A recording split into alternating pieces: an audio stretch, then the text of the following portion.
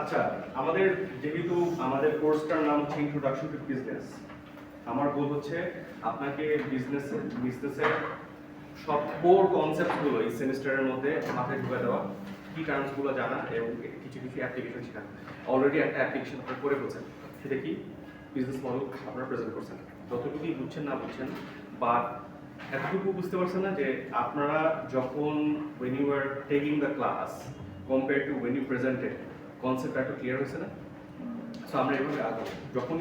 যখন যে কনসেপ্ট আপনি নিজে এক্সপ্লেন করতে পারবেন, that means you have understood the technicalities in details. আচ্ছা, মাল্টিন্যাশনাল কর্পোরেশন কি পড়েন? আমরা আলোচনা যাচ্ছি, আস্তে আস্তে পড়েন। স্যার আপনি প্রেজেন্ট করেছিলেন না? এখানে কি আছে প্রেজেন্টেশন জানেন? আপনাদের না বৃহস্পতিবারের মধ্যে দিয়ে দেওয়ার কথা ছিল? নেক্সট উইক মানে কি? আমরা গত সপ্তাহে ক্লাস বলছি এই উইকের বৃহস্পতিবারের মধ্যে দিয়ে দিতে। আপনাদের 3 করে দিয়েছিলাম না? আচ্ছা, আপনি দেখ করেন। হ্যাঁ, না না, আমি ওটা আলাদা ক্রিয়া করবো, ক্লাসে নিয়ে পড়াবো। মাল্টিন্যাশনাল কর্পোরেশন, আচ্ছা এটা পড়াইছি স্যার? অবশ্যই আমি জিজ্ঞেস করছিলাম বাংলাদেশের এমএনসি কয়টা আছে, নাম বলেন। Yes, very good. মাল্টিন্যাশনাল কর্পোরেশনের একটা বেসিক জেনে রাখেন যে এমন একটা কোম্পানি যেটা একের অধিক দেশে ম্যানুফ্যাকচারিং আছে। যেমন ওষুধ কোম্পানিগুলো যেগুলো আছে, এদের হচ্ছে গিয়ে বাই ফাংশন এদের বিভিন্ন দেশে ম্যানুফ্যাকচারিং রাখতে হয়। যেমন Switzerland is famous for medicines, কিন্তু সব মেডিসিন কিন্তু ওরা নিজেরা বানায় না, ওরা ছোটো ফর্মুলাটা তৈরি করে দেয়, ওই পর্যন্ত ম্যানুফ্যাকচারিং শেষ। ম্যাস ম্যানুফ্যাকচারিং অনেকগুলো দেশে, এর মধ্যে বাংলাদেশ শেষ মনে। বাংলাদেশের ওই যে রস সুইসের কোম্পানি হচ্ছে রসে, আর বাংলাদেশের বেক্সিমকো, ওদের হচ্ছে গিয়ে মনে হয় একটা এমওইউ আছে। তো রসের অনেক ওষুধ হচ্ছে গিয়ে বাংলাদেশে তৈরি হয়, বাংলাদেশে ম্যানুফ্যাকচার হয়ে এক্সপোর্টও হচ্ছে এবং লোকাল মার্কেটও আসতেছে। আচ্ছা, একটা বিদেশি কোম্পানির ওষুধ যদি বাংলাদেশে তৈরি হয়, বাংলাদেশে লাভ কি কি বলেন তো?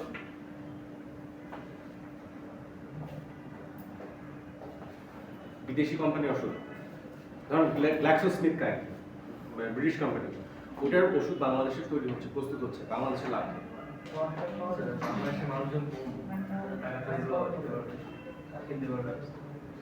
এটা এভাবে কর্মসংস্থান তৈরি হচ্ছে। হ্যাঁ, তারপরে বাংলাদেশে ওই মেডিসিনের রিসার্চ করতে পারবে, রিসার্চ বাংলাদেশ প্রোডাকশন হচ্ছে, রিসার্চ জিডিপিতে অবদান রাখতে পারে। Very good. ফরেন, কারণ ওই ওষুধ তৈরি হয়ে এটা তো আবার রপ্তানি হচ্ছে, এটা দেশে থাকতেছে। Because once you're producing for a global brand, you don't only make it for the local company, but you produce it for other countries as well. GlaxoSmithKline মনে হয় প্রায় অলমোস্ট 118টা দেশে অপারেট করে। সো 118টা দেশে বাংলাদেশ থেকে বানানো ওষুধ যাচ্ছে, it's not a matter of joke. হ্যাঁ, আচ্ছা,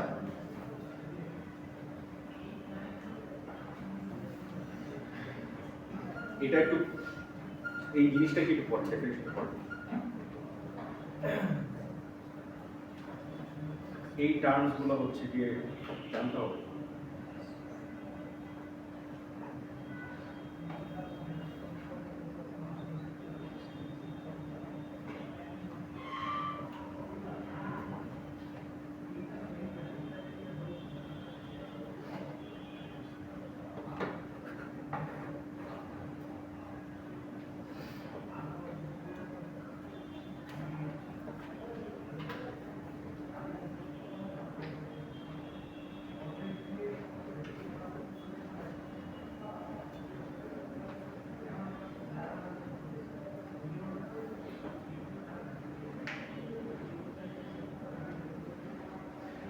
আচ্ছা, এই যে সভারেন ওয়েলথ ফান্ড, এটা এমন এক ধরনের ফান্ড, এটা হচ্ছে একটা দেশের অভ্যন্তরীণ ডেভেলপমেন্টের জন্য তৈরি করা হয়, এবং it's collected by the government and it's control by the government. হ্যাঁ, বলো তো বাংলাদেশে আছেন সেকেন্ড ইয়ার?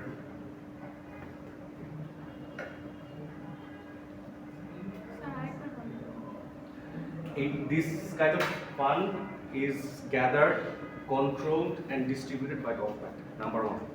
আমি প্রশ্নটা করছি হচ্ছে বাংলাদেশে এরকম কোনো ফান্ড আছে কিনা?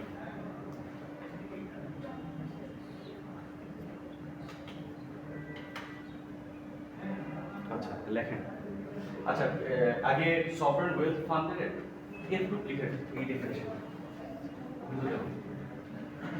আপনাদের আগে থেকে দুর্নীতি দিচ্ছিল মুখস্থ লিখতে বলবো না সো প্যারা নেই না বাট বুঝা কনসেপ্টগুলো বুঝে রাখেন হ্যাঁ এই ফান্ডটা কি ধরেন হচ্ছে গিয়ে আপনাদের বাসায় ব্যাংক আছে না পিগি ব্যাংক মাটির ব্যাংক টাকা পয়সা জমা এটার উদ্দেশ্য কি যে ওই টাকা পয়সা জমা একটা সার্টেন অ্যামাউন্ট হইলে you do something with it right similarly from a national scale গভর্নমেন্টের একটা পিগি ব্যাংক আছে ওটাকে সভারেন ওয়েলথ ফান্ড বানায় হ্যাঁ সো এই ফান্ডের লাভ কি ক্ষতি কি বা লাভ মানে প্রয়োজনীয়তা কোথায় নাম্বার ওয়ান প্রয়োজনীয়তা হচ্ছে যে ধরুন প্রত্যেকটা দেশে কিছু না কিছু রিসোর্স থাকে বাংলাদেশে কি কি আছে কয়লা আছে গ্যাস আছে প্রবে পেট্রোলিয়াম আছে ঠিক আছে আর হিউম্যান রিসোর্স একটা বিশাল বড় মানে হচ্ছে কি রিসোর্স ন্যাচারাল রিসোর্স যেটা আমরা প্রপারলি ইউজ করতে পারছি বাট আছে সো এই জিনিসগুলো এই রিসোর্সগুলোকে প্রপারলি ইউটিলাইজ করতে গেলে প্রথম যে স্টেপ সেটা হচ্ছে কি গভর্নমেন্টের নিজেদের এই রিসোর্সগুলো কন্ট্রোলে নেওয়া বাংলাদেশে আনফর্চুনেটলি সেই জিনিসগুলো আমাদের নিজেদের কন্ট্রোলে নাই যেমন আমাদের যে গ্যাস উত্তোলন করে দেয় এটা বিদেশি একটা কোম্পানি কয়লা উত্তোলন করে দেয় বিদেশি কোম্পানি তাই না what if we have the funds to control it ourselves এটা কেন করতে পারি না বিকজ আমাদের ফান্ডটা নেই ঠিক আছে কিন্তু এরকম একটা ইনস্টিটিউশন আছে হ্যাঁ বাংলাদেশ পিআই ইনফ্রাস্ট্রাকচার তার নাম হচ্ছে বিআইডিএফ বাংলাদেশ ইনফ্রাস্ট্রাকচার ডেভেলপমেন্ট ফান্ড একটু লেখেন এক্সাম্পল লেখেন বাংলাদেশে কি আছে মানে এটা হচ্ছে বিদেশের একটা কোম্পানি হচ্ছে এটা বলে না না না বাংলাদেশে এইরকম একটা ফান্ড তৈরি হচ্ছে মানে টাকা নেই ফান্ড আছে ব্যাংক আছে টাকা নেই বুঝছেন সো টাকা নেই মানে imagine you have a piggy bank এটা বা মাটির ব্যাংক বাংলাদেশ ব্যাংকই তো রাইট আচ্ছা ব্যাংকে আপনি টাকা জমা দেন রাইট এখন আপনার মাটির ব্যাংকটা মাত্র কিনা আছে ভিতরে 1 টাকাও ধরে নেই বুঝছেন তো বাংলাদেশের অবস্থা হচ্ছে কি বিআইডিএফ যেটা ওটার মধ্যে কোনো টাকা পয়সা কিন্তু আছে কিন্তু এটা থাকে বাংলাদেশ ইনফ্রাস্ট্রাকচারাল ডেভেলপমেন্ট ফান্ড লেখেন বিসিএস এর প্রশ্ন ফাঁস করে দিচ্ছি আমি জানি কেউ দিবেন না and I strongly urge আমরা বিসিএস এ না যান হ্যাঁ স্যার বাংলাদেশ বলতেছি Bangladesh infrastructure INFRASTRUCTURE infrastructure development fund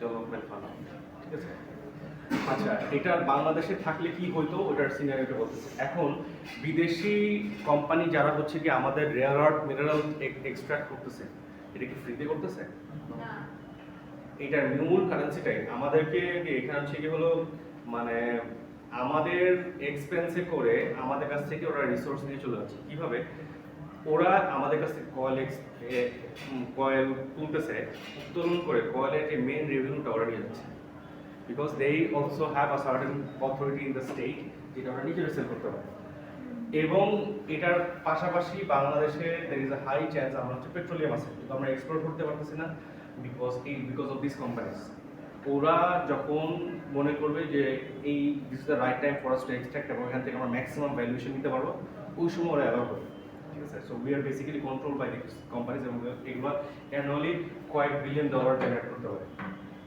সেই জিনিসটা যদি আমাদের নিজেদের কন্ট্রোলে থাকতো তখন আমাদের এদের আমরা থাকতে হতো না এই টাকাগুলো সম্পূর্ণ দেশে থাকতো এবং আমরা দরকার হলে এই ফান্ড ইউজ করে বিদেশি ইঞ্জিনিয়ার নিয়ে আসলাম ঠিক আছে কিন্তু তারা আমাদের বেতনে কাজ করে চলে যেত ঠিক আছে আমাদের স্টেট সিক্রেটস আমাদের ন্যাচারাল রিসোর্সেস কোনো কিছুই দেশের বাইরে যেত না দেশের মানুষ এখান থেকে করে খেতে পারতো রিসেন্টলি একটা জিনিস দেখতেছেন যে আমাদের যে পোর্ট 4টা বিদেশি কোম্পানিকে দিয়ে দেওয়া হচ্ছে দেখছেন না আচ্ছা এটা কি ভালো হচ্ছে না খারাপ হচ্ছে বলেন তো আচ্ছা খারাপ যারা বলছেন বুঝে বলেন কেন খারাপ হচ্ছে বলেন আচ্ছা ভালো কি হচ্ছে সেটা বলেন আমাদের তো সেই ধরনের পোর্ট ম্যানেজমেন্ট বা ভালো যে টেকনিক্যালিটিস গুলো নাই আচ্ছা একটা ফরেন কোম্পানি যেমন দুবাইয়ের একটা কোম্পানি আছে আমার নাম কোম্পানিটা ওরকম কোম্পানিগুলো হ্যাঁ আমি চিনি কি সামথিং বড় ডিএইচএল নাকি যে ওরা অনেক প্রিমিয়ার লিগও হোস্ট করে হ্যাঁ। সো এরকম কোম্পানি যদি ওদের ভালো প্রজেক্ট মানে সব কিছু দিয়ে যদি ম্যানেজ করে সেই ক্ষেত্রে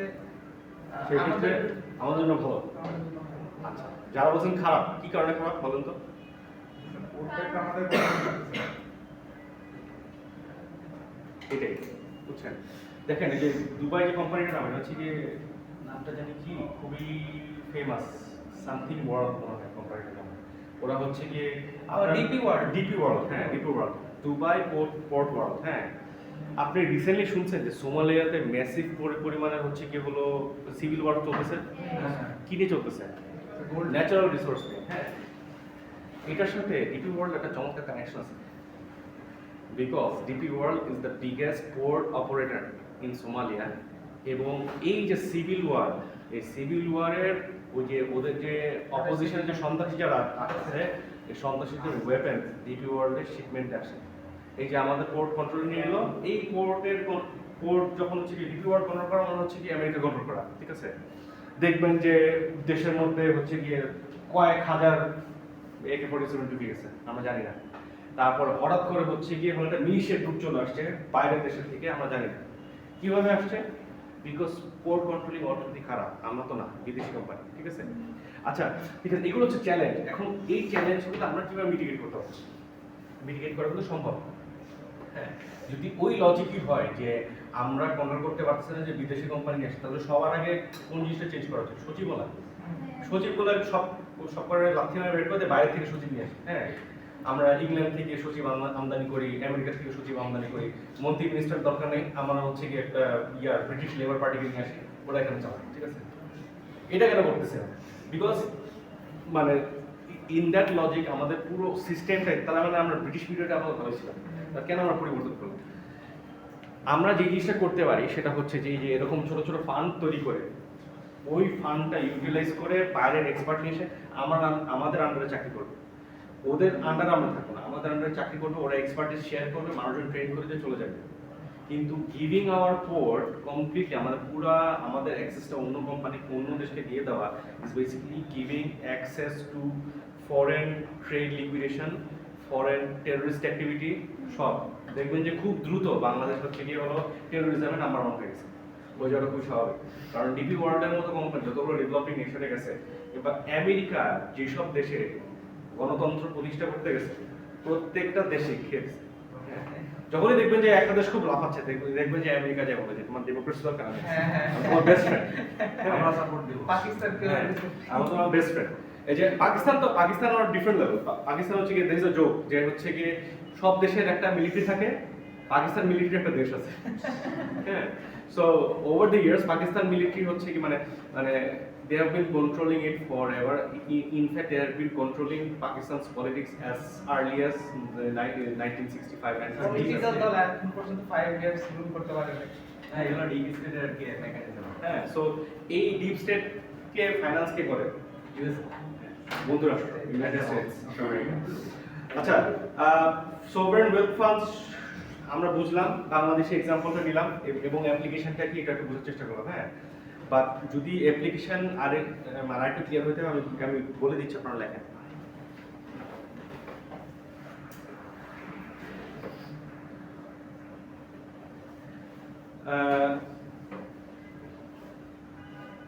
ডিআই কি বলছে? ডিআইটিএফ, DITF. আচ্ছা, institutions like DITF, institutions like DITFs, DITF, তারপরে অ্যাপোস্ট্রফি আছে। হ্যাঁ, DITFs, DITFs,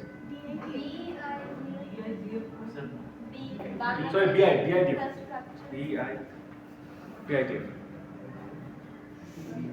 BITF enables developing nations like Bangladesh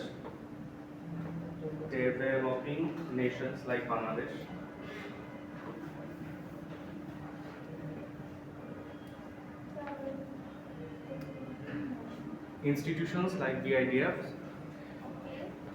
helps developing nations like Bangladesh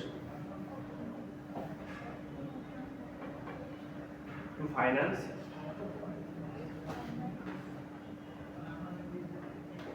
operations, OPERATIONS, operations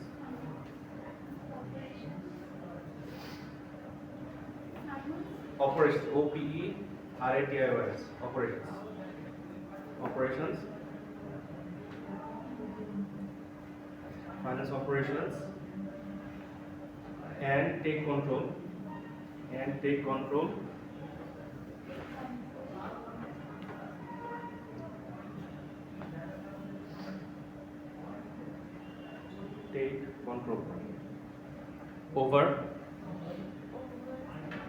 over the nations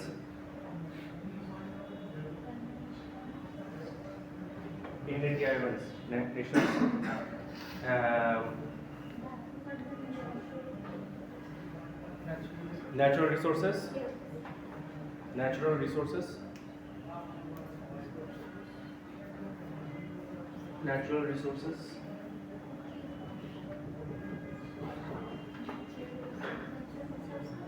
natural resources, হচ্ছে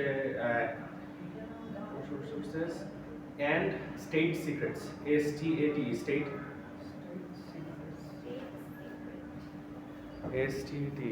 secrets, SECRETS, secrets.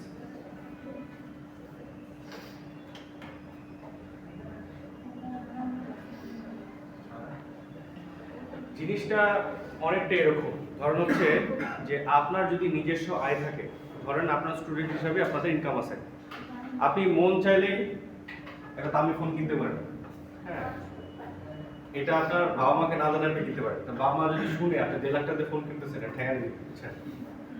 কিন্তু যদি আপনার কাছে টাকা পয়সা না থাকে এবং আপনি জানেন যে আপনার বাবার কাছে কানাকাটি করলেই জিনিসটা উদ্ধার হবে, তখন জিনিসটা শেয়ার করতে পারেন, বাবা আসলে আমি আসলে বিষয়টা এরকম, যেমন মোবাইল দরকার, মানে আইফোন ছাড়া হচ্ছে না, হ্যাঁ একটা দামি ফোনে ভালো হ্যাঁ। এই যে আমাদের সময় ট্রেন্ড ছিল হচ্ছে কি ইউনিভার্সিটি উঠলে আমরা হচ্ছে গেমিং পিসি নেওয়ার চেষ্টা করতাম, কারণ কি প্রেজেন্টেশনের জন্য ভালো। এটা এখনো চলে, এখনো একটা পুরনো ট্রেন্ড করে। আপনারা গেম খেলার পিসিতে? না, গেম খেলা এটা তবে আচ্ছা বাইক আচ্ছা, বেসিক্যালি গ্লোবাল ট্রেড, বিশ্ব বাজারে ট্রেড করতে গেলে কয়েকটা ইম্প্যাক্টিং ফ্যাক্টর আছে, এর মধ্যে মানে কয়েকশো ইম্পর্টেন্ট ফ্যাক্টর আছে, বাট আমার মনে হচ্ছে চারটা হচ্ছে সবচেয়ে important: socio cultural, economic and financial, legal and regulatory, physical and environmental. হ্যাঁ, একটা একটা করে আমরা প্রত্যেকটা বুঝবো। আগে আপনারা ফ্রম দিস স্লাইড আপনারা বোঝার চেষ্টা করেন যে কোনটা কি। সোশিও কালচারাল ফর এক্সাম্পল, এটা কি জিনিস? সামাজিক সংস্কৃতি। সামাজিক সংস্কৃতি, ঠিক আছে। তারপরে ইকোনমিক অ্যান্ড ফাইন্যান্সিয়াল। স্যার কি দিন আসলো, জুতো পরে আসছেন, আর চুলো আসছে আসছেন সর্বদা। আমি এটাই খেয়াল করছি তো স্যার, এটাই নোটিস স্যার প্রথম কথা সকালে উঠে গোসল করি, তার জন্য একটু ইয়ে হবে। আর আচ্ছা, এই ডিটেইলসটা আমার না জানলেও ভালো। স্যার আমি বাসায় আস্তে আস্তে ঘুমাচ্ছি। ঠিক আছে, লিগ্যাল অ্যান্ড রেগুলেটরি। আচ্ছা, ইকোনমিক অ্যান্ড ফাইন্যান্সিয়াল বলছেন না কি? না বলুন। বলেন কি? রিসোর্সেস কিভাবে ইউজ করবে? না, এটার মানেটা কি? আর এখানে মানে মানুষের অবস্থাটা, মানুষের অবস্থা, ফাইন্যান্সিয়াল অবস্থা, অর্থনৈতিক অবস্থা। আচ্ছা ঠিক আছে, নিলাম। লিগ্যাল অ্যান্ড রেগুলেটরি, নৈতিক অনৈতিক না, আইনগত জিনিস বোঝাচ্ছে। আইনগত, আইন এবং প্রণয়ন, রেগুলেটরি। আচ্ছা, ফিজিক্যাল অ্যান্ড এনভায়রনমেন্টাল।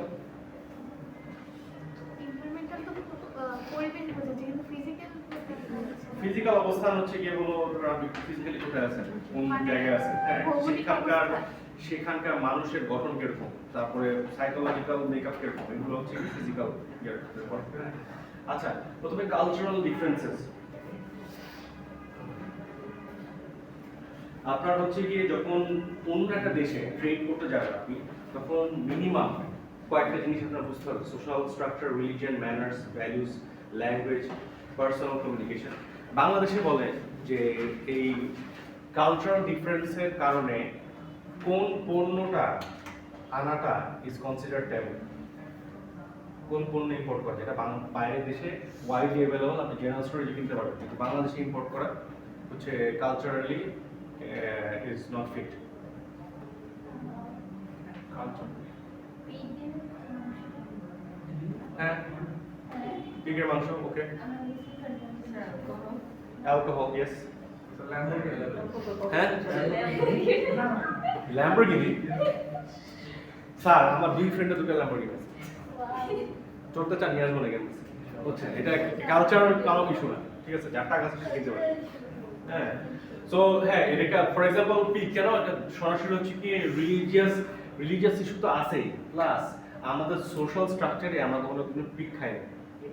এটা খুবই, এবং কি ধরেন মুসলিমরা তো খায় না, বাট এর পাশাপাশি আমাদের এই অঞ্চলের হিন্দু, বৌদ্ধ, খ্রিস্টান এরা কেউই হিস্টোরিক্যালি হচ্ছে কি হলো পিক খায় না, বিকজ ইটস কনসিডার্ড কালচারালি, মানে it's like a disgusting thing, ঠিক আছে? আমাদের কালচারের ভিতরে এই জিনিসটা নেই। তারপরে ভ্যালুজের একটা বিষয় আছে যে মানে এটা হলো আপনার সার্টেন লেভেলের নিচে যাওয়া হচ্ছে কি হলো মানে পিক খাও, পিক তো কেউ খাবে, পিক খায় অবশ্য একটা সার্টেন গোষ্ঠী খায়।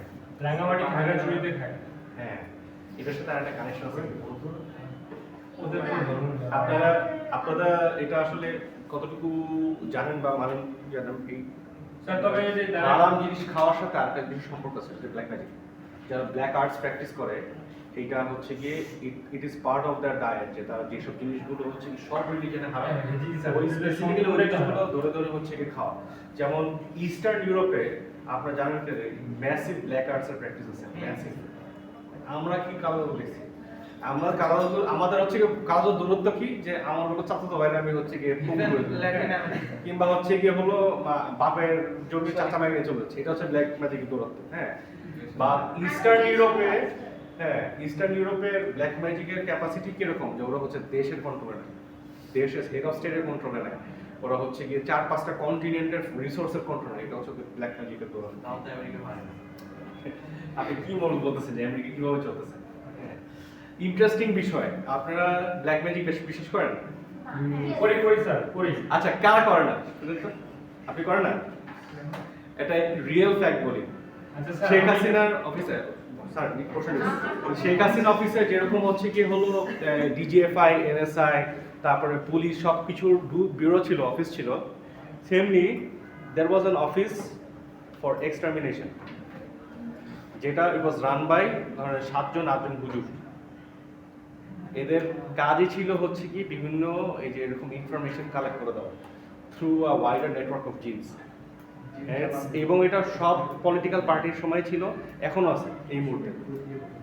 আর যে প্রাইম মিনিস্টার্স অফিস আছে না ওখানে, আপনি কালো যত বিশ্বাস করেন না ম্যাডাম?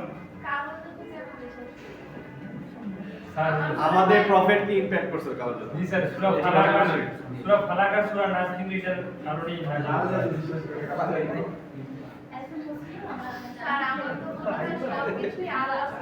হ্যাঁ অবশ্যই অবশ্যই। এটা যদি বলেও থাকে সেটাও আলাদা। আপনি এভাবে চিন্তা করেন যে হচ্ছে গিয়ে ইটস লাইক এ টুল। হ্যাঁ, একটা চাকু দিয়ে ফল কাটা যায়, মানুষকে কাটা যায় না?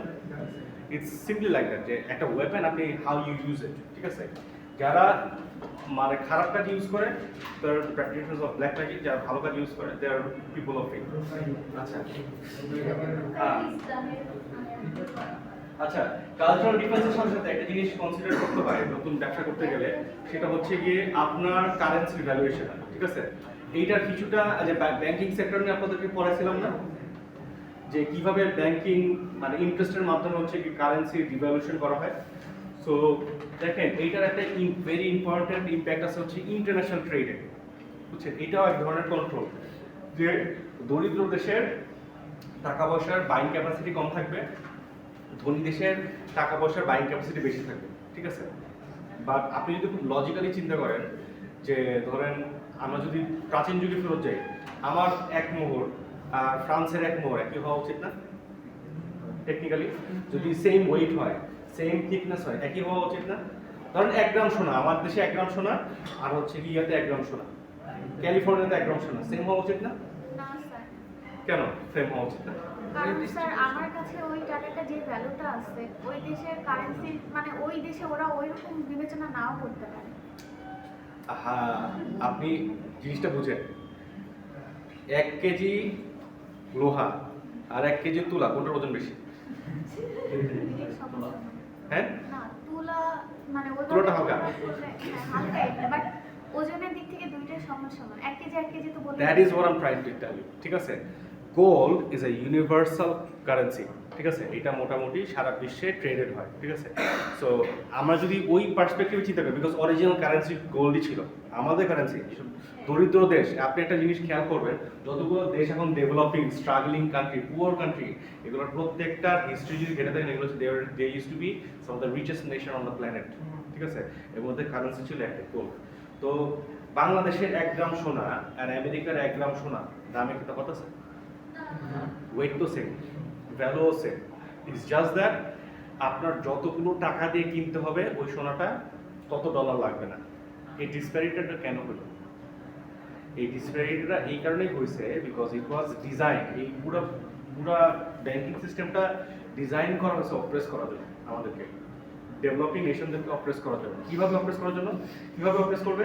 যে বাইং ক্যাপাসিটি কমাই দেবে। হিস্টোরিক্যালি আমাদের কারেন্সির সমপরিমাণ ওদের 4টা কারেন্সি ছিল, মানে $4 তে 1 টাকা কিনতে হইতো। এখন ওরা কত দিয়ে কিনি? 120 প্লাস না? 120 বা 125 এরকম, রাইট? হ্যাঁ, এরকমই। সো এই হচ্ছে অবস্থা। এই এই এই কারণে এখন হচ্ছে কি এক্সচেঞ্জ রেটের এই গেমটা আসছে এবং this has become very important factor in global trade, ঠিক আছে? এখন আপনার যদি কারেন্সির হাই ভ্যালু থাকে, এটার মানে কি? ডলার বাদ দেন, ধরুন টাকা, আমি একটা প্যারালাল ইউনিভার্সে আছি যেখানে আমরা অনেক ধনী রাষ্ট্র, আমার টাকার বাইং ক্যাপাসিটি অনেক বেশি। এটার মানে কি? এটার মানে হচ্ছে আমার কারেন্সির বিনিময়ে অন্যান্য বৈদেশিক রাষ্ট্র থেকে আমি অনেক বেশি গুডস এন্ড সার্ভিস কিনতে পারবো তাদের তুলনায়, ইন কম্পারিজন টু দেম, ঠিক আছে? এই ডলার যেটা লেখা আছে যে dollar is trading more far more than foreign currency, foreign goods and services are less expensive, ঠিক আছে? সো এখানে আমার জন্য আমার যদি টাকার ক্যাপাসিটি বেশি থাকে, তাহলে আমরা সস্তায় বাইরে থেকে প্রোডাক্ট কিনে নিয়ে আসতে পারবো না? ধনী হওয়ার কত মজা দেখছেন? মানে হচ্ছে কি ইট ক্রিয়েটস আ ডিসপ্যারিটি যেটা আপনি কোনোদিনও সলভ করতে পারবেন না থ্রু দিস সিস্টেম। কিন্তু যদি এরকম সিস্টেম হতো যে পুরো পৃথিবীর কারেন্সির একটাই ভ্যালু, তাহলে কি ডিফারেন্স ক্রিয়েট করা সম্ভব ছিল? বাংলাদেশেও একটা লুঙ্গি যা দাম, ক্যালিফোর্নিয়া তো তাই দাম, ঠিক আছে? আপনি একটা গামছা কিনবেন, সৌদি আরব থেকে যে দাম, সোমালিয়াতে একই দাম, বুঝছেন? সো এই ডিফারেন্সটা ক্রিয়েট হলো এবং এই ডিফারেন্সের মাধ্যমে এই যে আনরিয়েলিস্টিক যে প্রফিটগুলো করে, এই প্রফিটগুলো শুধুমাত্র ধনী রাষ্ট্রের কাছে থাকে, গরিব রাষ্ট্ররা পায় না, ঠিক আছে? আবার lower value of the currency, যেটা এখন আমাদের বাংলাদেশের রিয়েলিটি, তার মানে কি আমাদের বাংলাদেশ থেকে বাইরের দেশে যাই কিনতে যাবো সেটা আমাদের জন্য এক্সপেন্সিভ হবে, রাইট? সো এই জিনিসগুলো কম্পারিজন করে করে হচ্ছে কি আমাদের হলো ট্রেড করতে যাওয়া উচিত। এবং দ্য বেস্ট ট্রেড ভ্যালু আপনি কোন সময় পাবেন? যখন আপনি বৈদেশিক কোনো কিছু ক্রয় করতেছেন কিন্তু আপনি নিজের কারেন্সিতে ক্রয় করতেছেন। এই জিনিসটা ট্রাই করছেন ব্রিক্স। ব্রিক্স কি জানেন? 5টা দেশ মিলে, বি হচ্ছে ব্রাজিল, আর Russia, India, China,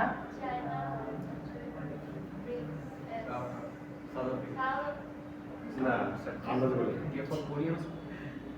B R I Korea, yes. আচ্ছা দেখেন গুগল করে দিতে পারবেন, আপনাদের সাথে ফোন আছে, সাউথ কোরিয়া বলতে পারবো। হ্যাঁ? আরে না না, সাউথ আফ্রিকা। না একটু চেক করুন। Brazil, Russia, India, China, South Africa. South Africa, okay. So এইখানে ইন্ডিয়া একটা মানে চায়না একটা চমৎকার গেম খেলার চেষ্টা করছে এবং এটা যদি সাকসেসফুল হতো, যেদিন মানে এটা আলটিমেটলি হবে, যেদিন হবে সেদিন হচ্ছে ডলারের ভ্যালু একদম পুরো ধসে যাবে, ঠিক আছে? সো ওরা বলছে যে তোমরা একটা ইউনিফাইড কারেন্সি ইউজ করো, চাইনিজ কারেন্সি, ঠিক আছে? কেন চাইনিজ কারেন্সি ইউজ করবা? যে চাইনিজ কারেন্সি দিয়ে তোমরা ট্রেড করবা, ওইটার এগেনস্টে তোমার একটা ফিজিক্যাল স্টোরেজ অফ গোল্ড থাকবে চায়নাতে, যেটা তোমার ওনারশিপে, এবং তুমি যদি চাও ওই টাকার এগেনস্টে যে কোনো সময় সোনাটা তুমি তুলে ফেলতে পারো any time, and you will have access এবং একটা সিক্রেট লোকেশন থাকবে এবং শুধুমাত্র তোমার স্টেটের মানুষ জানবে, আর কেউ জানবে না, এবং প্রত্যেকে ওই স্পেসিফিক। এবং ওরা কতগুলো লেয়ারের সিকিউরিটি দিচ্ছে, ফিজিক্যাল একটা সিকিউরিটি আছে, তারপরে হচ্ছে গিয়ে ওইটার যে লোকেশন মানে ফিজিক্যাল ল্যাঙ্গুয়েজ অ্যান্ড লঙ্গিটিউডাল লোকেশন, ওটা জিপিএস ম্যাপে খুঁজে পাওয়া যায় না, কারণ চায়নার একটা নিজস্ব ম্যাপিং সিস্টেম আছে, ওটা হলো বাইডু। বাইডুতে ঢুকে দেখতে হবে এবং ওদের কোঅর্ডিনেটস দেওয়ার পর্যন্ত কেউ জানবে না যে পৃথিবীর কোন জায়গায় ওইটা আছে, রিজার্ভটা আছে। So very secure system. এবং এই এক্সচেঞ্জটা ডলার তো দূরের কথা, অন্য পৃথিবীর কোনো কারেন্সি দিতে পারবে না, যে তোমার সরাসরি তোমার কারেন্সি এগেন্সট তুমি কল পাবো, ঠিক আছে? সেটা ওরা খুব চেষ্টা করতেছিল যে এটার মাধ্যমে কি হবে, তাহলে পুরো ব্রিক্সে যতগুলো দেশ আছে প্রত্যেকটা দেশ সেম কারেন্সিতে ট্রেড করতে পারবে এবং সবাই ইকুয়ালি গ্রো করবে ফাইন্যান্সিয়ালি, ঠিক আছে? এবং এটা ছাড়া অ্যাকচুয়ালি সম্ভব না। ইন্টারেস্টিংলি ব্রিক্সের যে কনসেপ্টটা, it is directly in line with Islamic financial concept. তুমি যে টাকা ট্রানজ্যাক্ট করতেছো, it has to be back by actual asset. আপনি ইচ্ছা মতো টাকা পয়সা প্রিন্ট করে আপনি হচ্ছে কি হলো ইয়ে করতে পারবেন, দেশ চালাতে পারবেন। ইট has to have something in between. টাকা ভ্যালুটা কোথেকে আসতেছে? বাংলাদেশে যে 10 টাকা বা 100 টাকা বা 1000 টাকা এটার ভ্যালু বিহাইন্ড দ্য মানি, এটার ভ্যালুটা কোথেকে আসতেছে? কারণ কাগজের তো কোনো ভ্যালু নেই, আছে? না। এটা আরো ইজিলি বুঝতে পারবেন যে ধরেন আজ থেকে 30 বছর আগের 100 টাকা এখন চলে? না। কেন চলে না? টাকা এক্সপায়ার হয় কি করে? একটা কারেন্সির এক্সপায়ারি ডেট থেকে কি হয়? কিন্তু আজ থেকে 5000 বছর আগের গোল্ড কয়েন্স আপনি এখনো ট্রেড করতে পারবেন। আজ থেকে 10,000 বছর আগে সিলভার কয়েন্স আপনি ট্রেড করতে পারবেন না? এবং for more value than they were made for in that time, তাই না? That is how currency is supposed to be. It should always appreciate in value. আমাদের যে currency will always depreciate in value. আপনি আরো সহজ example দেই, আপনারা যখন ছোট ছিলেন, ধরেন হচ্ছে কি স্কুলে 5-6 এ পড়েন, তখন 1000 টাকা অনেক টাকা ছিল না? মনে হতো না যে 1000 টাকা বিরাট অ্যামাউন্ট? কারণ 1000 টাকা কোনো ভ্যালু আছে? কিছুই না। আপনি ঢাকা শহরে একটু হাওয়া বাতাস খাইলে 1000 টাকা ম্যানেজ হয়ে যাবে পকেট থেকে। বাংলায় টাকা রাজধানী হলে 500 টাকা হয়। আচ্ছা, ঠিক আছে, এই দুটো কনসেপ্ট পড়েন, এটা খুব ইন্টারেস্টিং কনসেপ্ট। মানে পৃথিবী যে কত ধোঁকাবাজার জায়গাগুলো আপনাদেরকে ভেঙে ভেঙে বোঝাই দিচ্ছে, কিন্তু বুঝাই দেওয়ার পর আপনাদের কাজ কি নলেজগুলো ইউজ করবে, ইউটিলাইজ করবে রিয়েল ওয়ার্ল্ড, ব্যবসা বাণিজ্যের ক্ষেত্রে, চাকরি বাকরির ক্ষেত্রে। কে জানি চাইছিলেন ব্যাংকে কাজ করতে এখানে? ম্যাডাম কই? না না, এই জানি কে চাইছিলেন জানি কই? আসে না। নাম কি জানি? মিষ্টি? বৃষ্টি বৃষ্টি, ও বৃষ্টি, আচ্ছা। ভালো কথা, আপনাদের নামগুলো যেহেতু অ্যাটেন্ডেন্স দিতে পারতেছেন না, আপনাদের নামগুলো ডাকা হচ্ছে না, নামগুলো প্রশ্ন করতে হবে। আচ্ছা, ডিভ্যালুয়েশন আর কাউন্টার ট্রেডিং। আচ্ছা, দুইটা কনসেপ্ট আগে লেখেন, খাতায় লিখে রাখেন, তারপর আমরা একটা মানে খুব সলিড ফাউন্ডেশন নিয়ে যাবো। ডিভ্যালুয়েশন এটা হচ্ছে পৃথিবীর টপ স্ক্যামগুলোর মধ্যে একটা। আর হচ্ছে কাউন্টার ট্রেডিং। কাউন্টার ট্রেডিংটা হচ্ছে কি ইটস রেলেভেন্ট প্র্যাকটিস, এবং এটা হলো মানে প্রায় 10-15 হাজার বছরের পুরনো একটা প্র্যাকটিস। হ্যাঁ, কাউন্টার ট্রেডিং না, ঠিক আছে। আচ্ছা, ডিভ্যালুয়েশন জিনিসটা কি? ডিভ্যালুয়েশনটা হচ্ছে কি ফার্স্ট অফ অল টাকা পয়সার ভ্যালুটা কোথেকে আসে ইন কারেন্ট ইকোনমি। সেটা হচ্ছে যে আপনার দেশে কি পরিমাণ গুডস অ্যান্ড সার্ভিসেস প্রডিউসড হচ্ছে, কি পরিমাণ টাকা পয়সা আপনার কাছে রিজার্ভে আছে, ওটার উপর ভিত্তি করে আপনার টাকার ভ্যালুয়েশন করা হয়। সেই কারণেই ডলারের ভ্যালু হচ্ছে গিয়ে মানে অ্যাকর্ডিং টু দেম ডলারের ভ্যালু হচ্ছে 125 টাকা, আর হলো সুইস ফ্র্যাঙ্ক ইজ প্রবলি 135-140 টাকা, ঠিক আছে? Based on how much wealth their holding, it's backed by their national GDP আর কি। সো সবসময় অ্যাকুরেট ভ্যালু রিপ্রেজেন্ট করাও সম্ভব হয় না। ইটস স্ক্যামের ভিতর দিয়ে স্ক্যাম আর কি। কিরকম? ধরেন মানে ফর এক্সাম্পল একটা খুবই অ্যাকুরেট এক্সাম্পল হচ্ছে সুইজারল্যান্ড। সুইজারল্যান্ডের রিয়েল ভ্যালুয়েশন যদি করে তাহলে এক একটা ফ্র্যাঙ্কের দাম হবে 500 থেকে 700 টাকা, বুঝছেন? 500 থেকে 700 টাকা, মানে 500 গুণ 700 গুণ টাকা। হ্যাঁ, সো কেন ওরা এটা কমায় রাখছে, ডিভ্যালু করছে? এটা একটা মানে পলিটিক্যাল রিজন আছে। পলিটিক্যাল রিজন হচ্ছে যে সুইজারল্যান্ড ল্যান্ডলক কান্ট্রি, ওরা দেখবেন যে আশপাশে হলো সব বড় বড় জায়ান্টস, জার্মানি আছে, ইটালি আছে, ফ্রান্স আছে, মাঝখানে ক্ষুদ্র একটা দেশ, ক্ষুদ্র এবং অস্বাভাবিক ধনী একটা দেশ সুইজারল্যান্ড। সো এদের চারপাশে যতগুলো দেশ আছে এদের সাথে ট্রেড করে সুইজারল্যান্ড অর্থনৈতিকভাবে বেঁচে আছে। তো এদেরকে সুইজারল্যান্ড গড়ি বেচে, ওষুধ বেচে, রিসার্চ বেচে, টেকনোলজি বেচে, এইসব জিনিসপাতি বেচে বেচে বেরিয়ে করেছে। এখন সুইজারল্যান্ড যেহেতু পার্শ্ববর্তী দেশগুলোর অর্থনীতির উপর সুইজারল্যান্ড নিজে নির্ভরশীল, হঠাৎ করে সুইজারল্যান্ডে যদি কারেন্সির ভ্যালুটা যদি রিয়েল ভ্যালুতে নিয়ে আসে, তখন আশপাশের দেশ কখনো ট্রেড করতে পারবে না। কেন করতে পারবে না? কারণ হঠাৎ করে ওদের মানে প্রোডাক্ট অ্যান্ড সার্ভিসগুলো অনেক এক্সপেন্সিভ হয়ে যাবে, এবং এক্সপেন্সিভ হওয়ার কারণে ওরা অন্যান্য দেশের থেকে জিনিসগুলো আনা শুরু করবে। এটা যদি হয় সাইমultaneously সুইজারল্যান্ড সহ আশপাশের পুরো ইউরোপিয়ান নেশনের, সেন্ট্রাল ইউরোপের ইকোনমি ধস নামবে। কারণ যখন দাম অনেক বেড়ে যায় আমার কাছে টাকা পয়সা নাই আর অন্য জায়গা থেকে লোন নিয়ে আসতে পারছেন না, ইকোনমি কোলাপস করে। এই আশপাশে ইকোনমি টিকায় রাখার জন্য সুইজারল্যান্ড ওদের ভ্যালুয়েশন কম করেছে। This is an example of devaluation. এবং devaluation is a political trick, it's done to basically uphold economy. কিন্তু ওরা যদি এইসব মানে কারচুপি না করে সরাসরি সুদবিহীন অর্থনীতিতে আসতো, অ্যাসেট ব্যাক অর্থনীতিতে আসতো, ওদের কিছুই করা লাগতো না। ওরাও রিচ থাকতো এবং পার্শ্ববর্তী দেশও রিচ হতো এবং হচ্ছে কি ওদের টাকা পয়সা রাখা যায়। আচ্ছা, এটা হলো এক্সাম্পল অফ ডিভ্যালুয়েশন। ডিভ্যালুয়েশন কি? আপনার যে কারেন্সি, এটার যে অ্যাকচুয়াল ভ্যালুটা এটা কমায় ট্রেড করা to keep your economy and the surrounding economy stable. That's the main goal. যেসব ইকোনমি আপনার সাপোর্ট সিস্টেম, এদেরকে যদি আপনি ক্র্যাশ করে দেন তাহলে তো আপনি নিজে বাঁচতে পারবেন না। কারণ সুইজারল্যান্ড এমন একটা দেশ, ও হচ্ছে কি ওদের যে পপুলেশনের 30% খাওয়া প্রডিউস করতে পারে।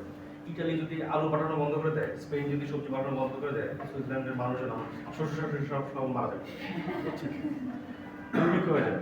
রিয়েলিটি এখন খাওয়া দাওয়া নাই ওদের। তো এইসব জিনিসপাতি বেচে ওরা হচ্ছে অন্যান্য দেশ থেকে খাওয়া নিয়ে আসে। আচ্ছা, কাউন্টার ট্রেডিং। কাউন্টার ট্রেডিং হচ্ছে গিয়ে একটা সুন্দর সিস্টেম যেখানে ধরেন এক দেশের সাথে আরেক দেশের ট্রেড হবে। ধরেন ফর এক্সাম্পল বাংলাদেশ থেকে ইন্ডিয়া $2 বিলিয়ন চাল নিছে, তারা সেম ভ্যালুয়েশনের অন্যান্য প্রোডাক্ট অ্যান্ড সার্ভিস বাংলাদেশে দিতে পারে।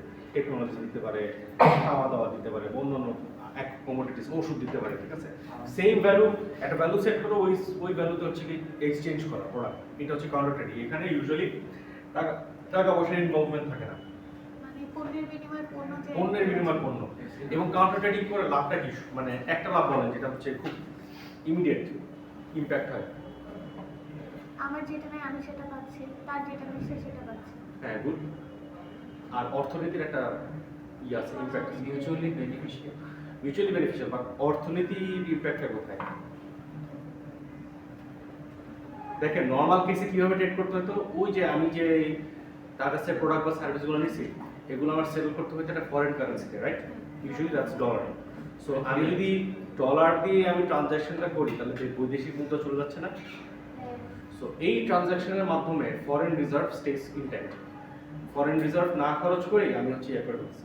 যেমন ধরেন আমার একটা হবি হচ্ছে কি watch collecting. I have a lot of watches and like any hobby this is also an expensive hobby.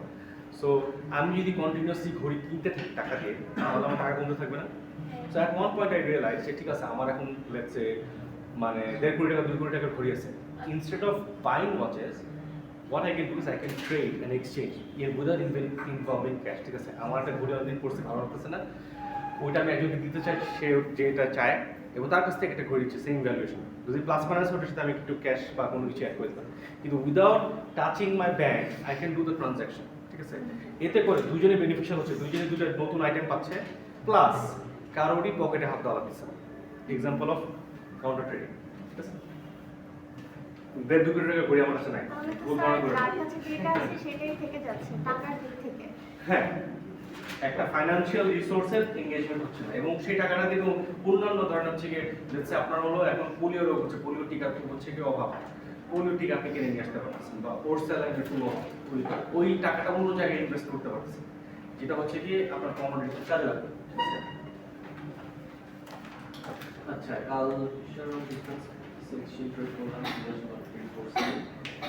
Legal concerns. Legal concerns গুলো একটু পড়েন।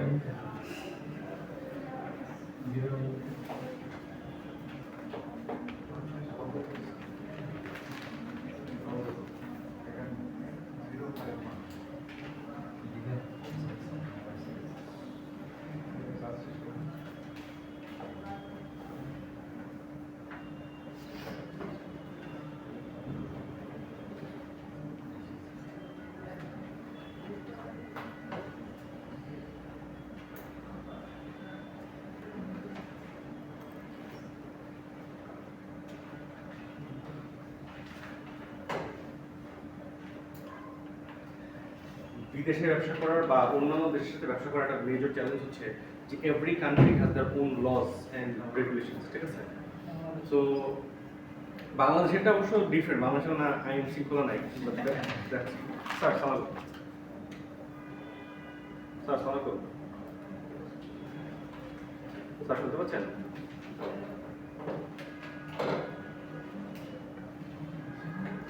সো এইটা একটা মেসেজ ইস্যু যে প্রত্যেকটা দেশে হচ্ছে কি ডিফারেন্ট দেশ বাদ দেন, আমেরিকার যদি এক্সাম্পলটা দিই, ওদের প্রত্যেকটা স্টেটে হচ্ছে different law, different trade tariffs, different tax structure. So hello sir, sir আপনি আসতেছেন?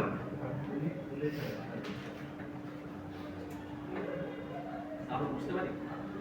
Thank you. আমার তো 12টার সময় ক্লাস শেষ। সরি, হ্যাঁ 12টার সময় ক্লাস শেষ। না এরপরে কোনো ক্লাস নেই। না না ওকে ওকে। স্টুডেন্ট আপনাদের এখানে ক্লাসরুমে কে লাগবে? ওরা যদি ফ্রি থাকে নিয়ে আসেন, এটা ভিডিও শুট করবো। নিয়ে আসেন যদি ফ্রি থাকে। আচ্ছা, গ্লোবাল সিস্টেমে যে এটা একটা মেজর সমস্যা না, যে আপনি ধরেন হচ্ছে গিয়ে লেটস সে বাংলাদেশে এক ধরনের কস্টে একটা প্রোডাক্ট সেল করছেন এবং সেটা বিদেশে রপ্তানি করতে চান। তো রপ্তানি করতে চাই দেখলেন ঠিক আছে ভালো প্রাইস দিচ্ছে ঠিকই, কিন্তু ওইখানে ইম্পোর্ট ট্যারিফ যা দিতে হয় বা এক্সপোর্ট করার জন্য যে খরচা করতে হয় সেটা করে আপনার লাভ হচ্ছে না, তাই না? এবং এইটার সাথে সাথে আরেকটা জিনিস থাকে, সেটা হচ্ছে ল। আমাদের দেশে দেশটা যেহেতু ছোট, আমাদের ল হলো গিয়ে খুবই স্যার একটু সামনের দিকে আগে এসে বসে, আমরা ক্লাসরুম বড় বড় দেখাবো, বুঝছেন?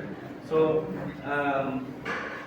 আরেকটা সমস্যা হচ্ছে যে প্রত্যেকটা স্টেটের লর এবং রেগুলেশন ডিফারেন্ট থাকার কারণে আপনি একটা দেশে প্রোডাক্ট ঢুকায় সবকটা স্টেটে বিক্রিও করতে পারবেন না, বুঝছেন? যেমন ধরেন একটা খুব বাংলাদেশ থেকে একটা ভালো এক্সপোর্টের সোর্স হচ্ছে কি সিডস। আমাদের দেশে অনেক ধরনের প্রোডাক্ট হয়, অনেক ধরনের গাছপালা হয়, অনেক ধরনের ফ্রুটস এন্ড ভেজিটেবল হয়, এবং সিডস কিন্তু এটা গ্লোবালি ট্রেডেড কমোডিটি, ঠিক আছে, এবং খুব এক্সপেন্সিভ। আমেরিকার সমস্যা হচ্ছে আমেরিকার প্রচুর সিডসের প্রয়োজন হয়, কিন্তু ধরেন আপনি লেটস সে কিউপারটিনোতে সিড পাঠালেন, সেম সিড আপনি নিউ ইয়র্কে পাঠাতে পারবেন না। আবার নিউ ইয়র্কে যে সিড পাঠাচ্ছেন ওটা আপনি লেটস সে লস এঞ্জেলেসে পাঠাতে পারবেন না, কথার কথা। সো কারণ কি? কারণ প্রত্যেকটা স্টেটের একটা নিজস্ব কমপ্লায়েন্স আছে, ওই কমপ্লায়েন্স না ম্যাচ হলে, অরিজিন না ম্যাচ হলে আপনি কোনোদিনও ইয়ে করতে পারেন। সো ওই দেশে প্রোডাক্ট ঢুকেও ডিস্ট্রিবিউশন করাটা অনেক ঝামেলা। সো এটা একটা বিশাল বড় চ্যালেঞ্জ, এই জন্য যেই দেশে আপনি ট্রেড করবেন সেই দেশের লিগালিটিগুলো আপনাকে জেনে নিতে হবে। হ্যাঁ, সোশ্যাল কালচারাল অ্যাসপেক্টগুলো যেভাবে জানতে হবে, সিমিলারলি আপনাকে লিগাল ফ্রেমওয়ার্কটা খুব ভালো করে জেনে নিতে হবে, স্পেশালি আপনি যে কমোডিটিটা নিয়ে ব্যবসা করতে যাচ্ছেন। এইখানে একটা সুবিধা হচ্ছে যে গুডস সেল করা যত কঠিন, সার্ভিস সেল করা তত ইজি। আপনি ধরেন একটা সফটওয়্যার নামাবেন, সাইবার সিকিউরিটি, ঠিক আছে, আপনি স্টুডেন্টদেরকে হচ্ছে কি ফোনে ওই ইনস্টল করে দিলে ওর ফোন যখন ওটা অন থাকবে it will work as a VPN, কেউ ওর ফোনে অ্যাক্সেস দিতে পারবে। ইজ অফ অ্যাক্সেস এটা আপনি can sell to schools, universities and ইউনিভার্সিটিগুলো স্টুডেন্টদেরকে ফ্রি দিবে, ঠিক আছে, আপনার কাছে টাকা নেবে বাট স্টুডেন্টদেরকে ফ্রি দেবে। সো এইসব জিনিসপাতি সেল করা ইজিয়ার, এবং that has no cultural backing or anything. হ্যাঁ, এবং লিগাল ফ্রেমওয়ার্ক জাস্ট একটা দুটো কমপ্লায়েন্স হলে হয়ে যাচ্ছে। ওই দেশের সাইবার সিকিউরিটি ল যেটা, ওটার সাথে কমপ্লায়েন্ট হলে আপনি পুরো দেশে বিক্রি করতে পারছেন, কারণ স্টেট টু স্টেট আপনাকে ওই প্যারাটা নিতে হচ্ছে না। আচ্ছা, এনভায়রনমেন্টাল ফোর্স, এটা একটু পরে।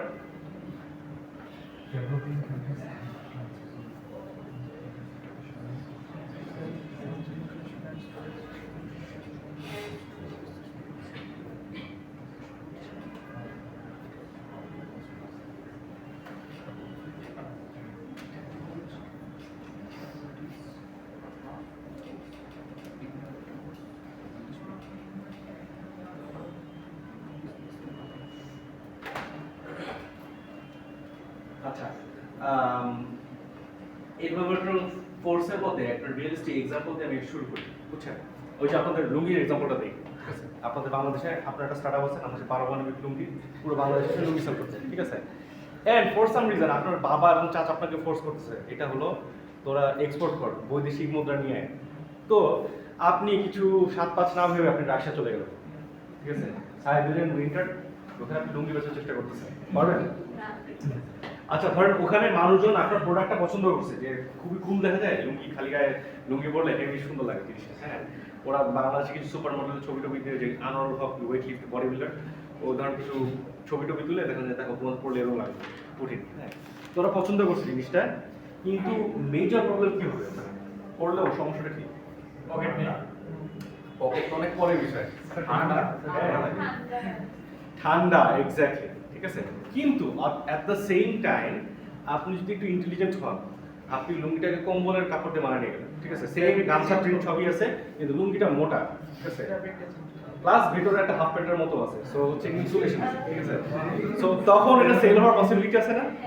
This is an example of cultural adaptability and environmental adaptability. এবং ইন্টারেস্টিং বিষয় যে এই পুরো জিনিসটা অনেক ফানি শোনালো, এক্স্যাক্টলি সিমিলার একটা জিনিস হয়েছে পৃথিবীতে, সেটা শাড়ি দিয়ে হয়েছে। একটা মজার জিনিস আপনারা জানেন কি জানেন, আপনারা ইউরোপে ম্যাডাম গেছেন, ইউরোপে আর কেউ গেছেন? আমেরিকার দিকে, কানাডার দিকে কেউ গেছেন? খুবই বিচিত্র, এবং এটা কেন হয় এটার সাইকোলজিটা আমি এখন পর্যন্ত বুঝি না, but for some reason western ওয়ার্ল্ডের মেয়েরা আমাদের অঞ্চলের মেয়েদের কাপড় খুব পছন্দ করে, সালোয়ার কামিজ, শাড়ি, তারপরে হচ্ছে কানের দুল, ঝুমকা, এসব খুব পছন্দ করে, খুবই। So there was this female entrepreneur, খুব ফেমাস ছিল, যে শার্ট ট্যাঙ্ক আসছিল, ওই মেয়ে হচ্ছে she was selling saris in Europe, খুব দামি, বাংলাদেশ থেকেও সে ইয়ে করছে, জামদানি মেসে গেছে, হ্যাঁ। এখন সে একটা চমৎকার ট্রিট করছে, বিকজ যেখানে কোল্ডার নেশনসে ওখানে কিন্তু সামারে পড়তে পারে, বা দে ওয়ান্ট টু ওয়ের ইট, কারণ এই জিনিসটা পরে তার সঙ্গে যাতে আমরা পার্টিটা দিতে যাই সর্বোচ্চ, হ্যাঁ। So they wanted to make it all year accessible. So এই জন্য ওরা শাড়িগুলো প্রথমে ওদের ইন্ডিয়াতে নিয়ে আসে, বিভিন্ন দেশে, বাংলাদেশ থেকে নিয়েছে, পাকিস্তান থেকে নিয়েছে, পাকিস্তানের কিন্তু শাড়ি বানানোর কালচার আছে, আপনারা যারা জানেন না, হ্যাঁ। তারপর ড্রেস বানানোর কালচার আছে। সো নিয়ে আসে ওরা হচ্ছে ইনসুলেশন অ্যাড করছে ভেতরে, যে কম্বলের ভিতরে যে লেয়ার থাকে না, ওইটা অ্যাড করছে, তারপরে they made like internal dress, যেটা ওটা পরে উপরতে শাড়ি পরতে হবে। সো হচ্ছে কি ও ঠান্ডার সময় মানে সাবজিরো টেম্পারেচারে আপনার ওটা পরলে আপনার গরম লাগবে। এরপরে সে বিভিন্ন দেশে সেল করছে, এবং এক একটা শাড়ি বাংলাদেশি টাকায়, if I am not wrong, প্রায় $5,000 থেকে $7,000, সরি ইউএসডিতে $5,000 থেকে $7,000 সেল করছে, এবং she is always sold out, ঠিক আছে, অলওয়েজ। ও যখনই লঞ্চ করে ইটস লাইক লিমিটেড ড্রপ করে ইনস্টাগ্রাম আর ইয়াতে, মানে ইয়া করে অ্যানাউন্স করার সাথে সাথে এভরিথিং ইজ সোল্ড আউট, ঠিক আছে। মেয়েরা পাগল। এবং সেম জিনিস আরেকটা কোম্পানি করছে, আরেকটা কোম্পানি করছে, ওর নাম জানি কি, আরে একটা সৌদি একটা কোম্পানি, ওরা হচ্ছে যে লং ড্রেসটা পরে না, ফোম বলে থাকে, ঠিক আছে। সেম জিনিসটা একটু মোটা, and they are selling it in Europe, massive demand. Interesting বিষয় এগুলো, এর মুসলিমও না কিছু না, কিন্তু ওরা জিনিসটা খুব পছন্দ করে, লং ড্রেস পরলে খুব সুন্দর লাগে, টল লাগে, হ্যাঁ। So they are buying it. এবং কেন করতে পারছে? মেইনলি বিকজ এই যে এনভায়রনমেন্টাল ফ্যাক্টর যেগুলো আছে, এগুলোকে কনসার্নে এইভাবে অ্যাডাপটিভ জিনিস বানাইছে, ঠিক আছে। এবং সবচেয়ে ইন্টারেস্টিং জিনিস, এতক্ষণ তো আপনারা ইন্টারন্যাশনাল এক্সাম্পল দিলাম, আমরা লোকাল এক্সাম্পল দিই। ইউরোপিয়ানরা প্যান্ট পরতে পারতো না, প্যান্টের কনসেপ্ট ছিল না ওদের। প্যান্ট পরতে শিখাইছিল বেসিক্যালি আমরা। কিভাবে? হিস্টোরিক্যালি আমাদের সাথে ট্রেড রুট ছিল, প্রায় আমাদের 1-1.5 বছর ধরে ইউরোপরা আমাদের এই অঞ্চলের সাথে ট্রেড করতেছে। তো ওরা হচ্ছে কি এক ধরনের শর্ট টাইপের প্যান্ট পরতো, ওটার উপর দিয়ে হচ্ছে মানে জুতারও ইয়ে ছিল না, উল দিয়ে বুনে এক ধরনের জুতার মতো বানাইতো, সেটা পরতো আর কি। এবং সামার টাইম ওরা খালি পায়ে থাকতো, মানে জঘন্য অবস্থা, ঠিক আছে। সো ওরা দেখলো, আমরা যখন আমাদের সাথে যখন ট্রেড করা শুরু করছে, ওরা এসে দেখলো যে আমাদের এখানে মানুষজন হচ্ছে কি খুব সুন্দর এরকম লম্বা একটা প্যান্টের মতো পরে, খুব ঢোলাঢালা, ওদের এই জিনিসটা দেখতে ভালো লাগছে। যারা ট্রেডার ছিল ওরা এই জিনিসটা নিয়ে গেছে, কিছু কিছু কিনে নিয়ে গেছে ওদের কাছে। কিনে নিয়ে যাওয়ার পর যখন ওরা ওখানে পড়া শুরু করছে, দেবার মানে সবাই যোগ করা শুরু করছে, কি করছো তুমি এটা, হ্যাঁ এইটা কি ধরনের। পরে যখন শীত আসছে তখন ওরা রিয়েলাইজ করছে, আর এটা তো ইম্পর্টেন্ট জিনিস, এটা পরে তো বাইরে যাওয়া যায়, হ্যাঁ। দেন they started adopting it as a pant, zipper add হয়েছে, পকেট অ্যাড হয়েছে, পিটুলি ডিজাইন হয়েছে, বাট অরিজিন হচ্ছে কি হলো পায়জামা থেকে আসছে, ঠিক আছে। প্যারালেলি ওরা হচ্ছে কি সামার টাইমে কি পড়তো, খালি পায়ে থাকতো, হ্যাঁ, এটা খরম থেকে আসছে। তো আমাদের এখানে অঞ্চল দেখছে মানুষজন কিছু পরে পায় চামড়া দিয়ে বানানো, এক্সাম্পলস নিয়ে গেছে ওখানে। নেওয়ার পর ওদের ফর দ্য ফার্স্ট টাইম এই চামড়ার জুতা আর এটা আসছে হচ্ছে কি যারা ঘোড়ার স্যাডল তৈরি করতো না, যে ঘোড়ার উপর যে বসে যে জিনিসটাকে স্যাডল বলে, স্যাডল মেকাররা দে রিয়েলাইজ আর এই জিনিসটা তো আমাদের দেশে বানানো সম্ভব। ওরা দেখে ওই জিনিসটা রেপ্লিকেট করা শুরু করছে। করার পর হচ্ছে গিয়ে হলো ওই সেম জিনিস, দেখবেন যে আমাদের যে নাগরা, এটার সাথে লোফার ডিজাইনটা পেলে না, because this was the original shoe before we started. আচ্ছা, এর পাশাপাশি ধরো একটা বিদেশি কোম্পানি ধরো হচ্ছে কি স্যাটেলাইট নিয়ে কাজ করে, বাংলাদেশি স্যাটেলাইট টেকনোলজি নিয়ে কাজ করতে যদি আসে, এটা কি পারবে? কয়েকটা কারণে পারবে। ফার্স্ট অফ অল, বাংলাদেশে স্যাটেলাইট লঞ্চিং এর ইনফ্রাস্ট্রাকচার নাই, স্যাটেলাইট তো রকেট দিয়ে লঞ্চ করতে হয়, রাইট? বাংলাদেশ স্পেস স্টেশন আছে, so infrastructure is a issue. সেই টেকনোলজি আছে, do you have space scientist in Bangladesh? Bangladeshi space scientist আছে যারা বাইরের দেশে একটা কাজ করতেছে, তো বাংলাদেশে কিন্তু নেই, ঠিক আছে? সো টেকনোলজিক্যাল ইস্যুস আছে, ইনফ্রাস্ট্রাকচার ইস্যু আছে। সো কিন্তু আবার ধরেন একটা বাংলাদেশি উদ্যোক্তা যদি রাশিয়াতে যে সেম ব্যবসাটা করতে চায়, পারবে না? কারণ ওদের শত শত স্পেস স্টেশন আছে, ওদের রকেট বিল্ডিং টেকনোলজি আছে, রকেট ইঞ্জিন আছে, হ্যাঁ, স্যাটেলাইট বানানোর এক্সপিরিয়েন্স ওদের প্রায় হলো 70 বছরের পুরানো। সো এই এক্সপিরিয়েন্সগুলো কাজে লাগে, ওর টাকা পয়সা, ওর জ্ঞান, ওদের টেকনোলজি কম্বাইন করে ব্যবসা করতে পারবে না? আচ্ছা, সো এনভায়রনমেন্টাল ফোর্সেস এর সাথে আরেকটা জিনিস হচ্ছে গিয়ে হলো ইম্প্যাক্টফুল, যে আপনার শুধু এনভায়রনমেন্ট বলতে এখানে প্রাকৃতিক এনভায়রনমেন্ট বোঝায় না, structural environment, financial environment, technological environment, এগুলো সবই বুঝাচ্ছে, এগুলো সবকিছু এনভায়রনমেন্টের অংশ। আচ্ছা, এটা পরে ট্রেড প্রোটেকশনিজম।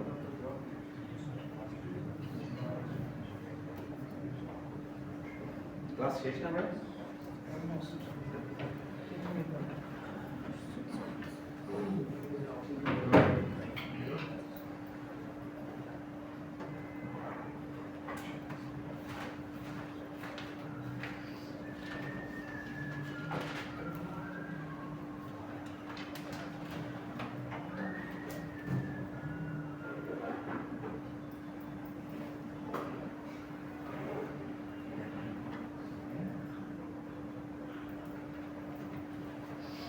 আচ্ছা,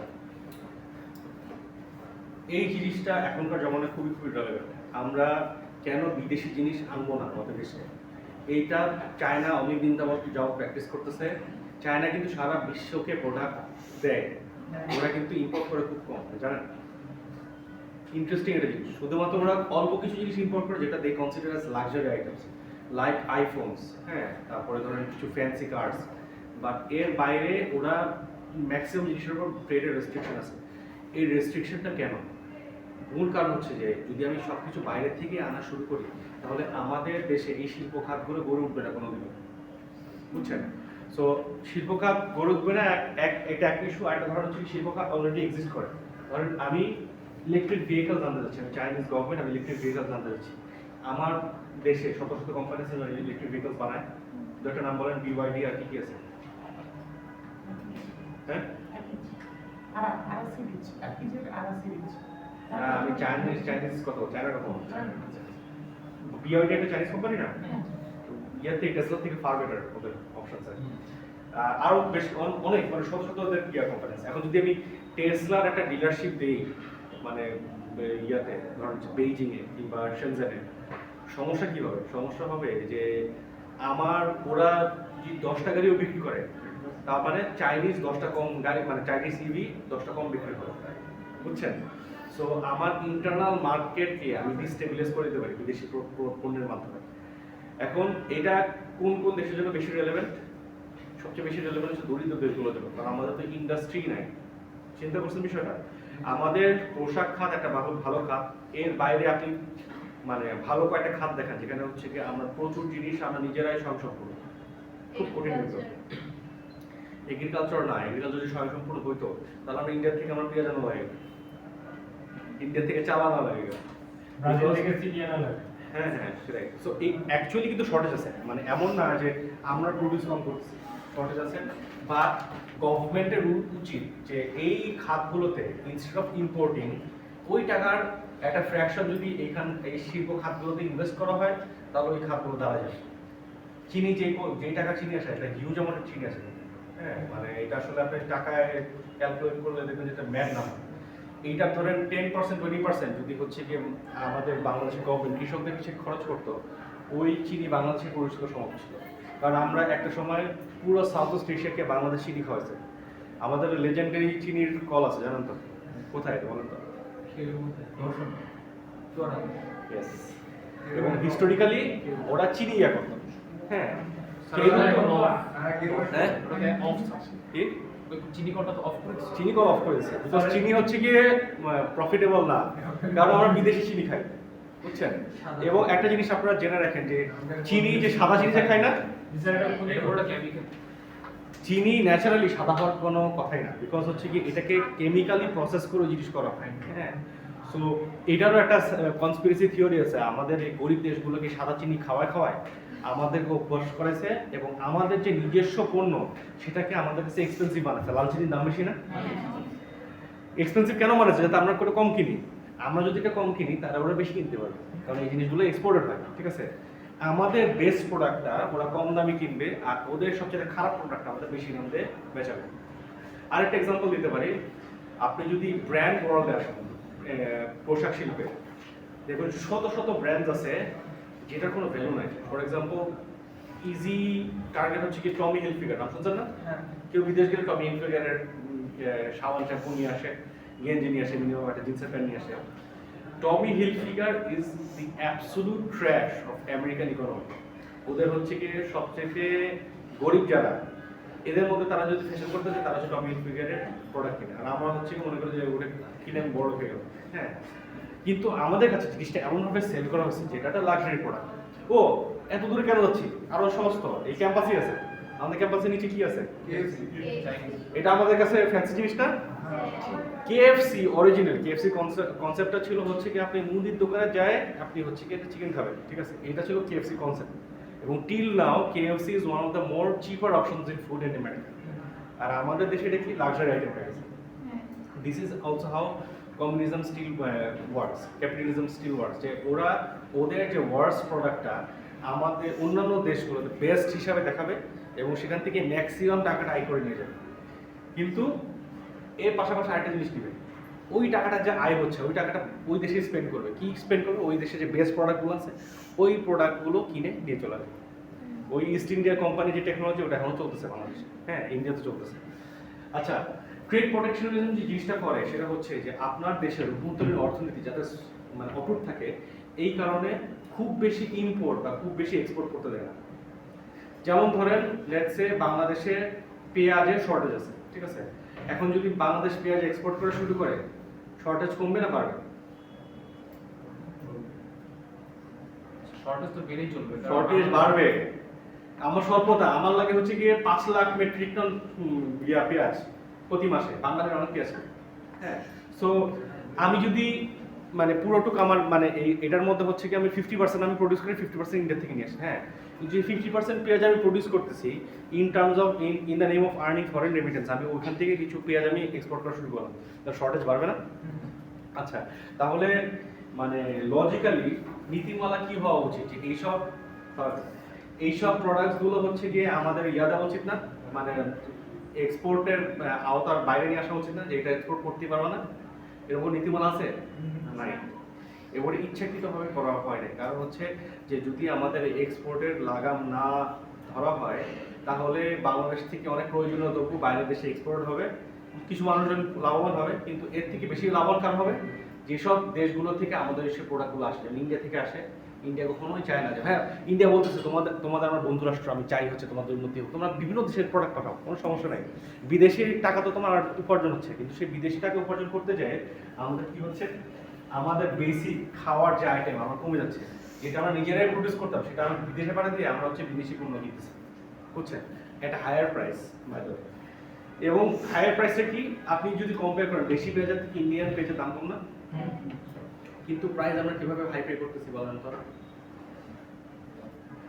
ওই ইন্ডিয়ান পেঁয়াজ কিনতে যে ওই এভারেজ দ্রব্যমূল্যের দাম বেড়ে যাচ্ছে, বিকজ ওই পেঁয়াজ আনতে যে ফরেন রেমিটেন্স বেড়ে যাচ্ছে না, এটার জন্য অর্থনৈতিক ডিস্টেবিলাইজ হয়ে যাচ্ছে স্লোলি স্লোলি। আচ্ছা, এটা হলো ট্রেড প্রোটেকশনিজম, যেটাতে মূলত ইম্পোর্ট এবং এক্সপোর্ট দুইটা রেগুলেটেড হয়। সবসময় সবকিছু এক্সপোর্ট করা যেমন লাভবান না, তেমনি সবসময় সবকিছু ইম্পোর্ট করা লাভবান না।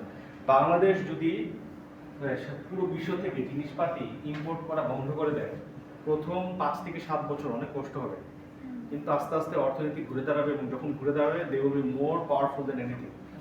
এটা একটা রিয়েলিস্টিক এক্সাম্পল আমাদের চোখের সামনে আছে, আমরা জাস্ট দেখি না, পড়ি না বলে আমরা যাই না। এক্সাম্পল হচ্ছে কি আফগানিস্তান, দেখছেন না? আফগানিস্তানকে এই পুরো ইউরোপ স্যাংশন দিয়ে রাখছে, আমেরিকা স্যাংশন দিয়ে রাখছে, সুইফটের সাথে ডিসকানেক্টেড, ওরা ইলেকট্রনিক ট্রান্সফার করতে পারে না টাকা পয়সা, কিন্তু এত কিছুর মাধ্যমে ওদের ইকোনমি বুম হচ্ছে কি হবে?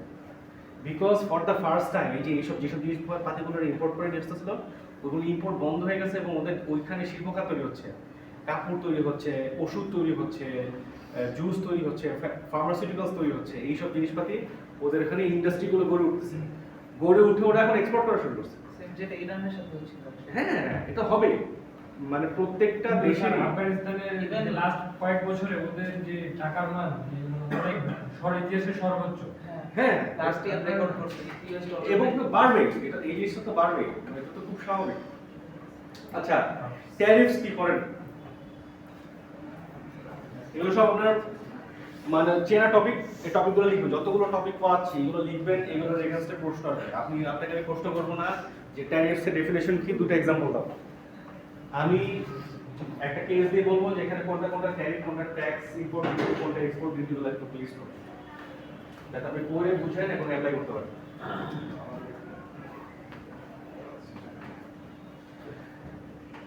আচ্ছা, দুইটা চ্যাপ্টার শেষ হয়ে যাচ্ছে, সেই অনুপাতে আমাদের টেস্টের নেওয়া উচিত না?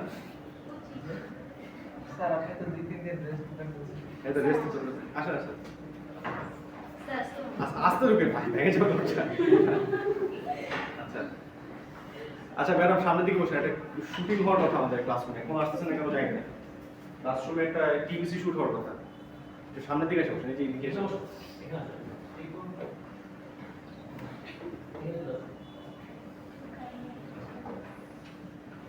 এটা হচ্ছে লাস্ট টপিক, আর কিছু পড়া হয়েছে, অনেক বেশি পড়া হয়েছে।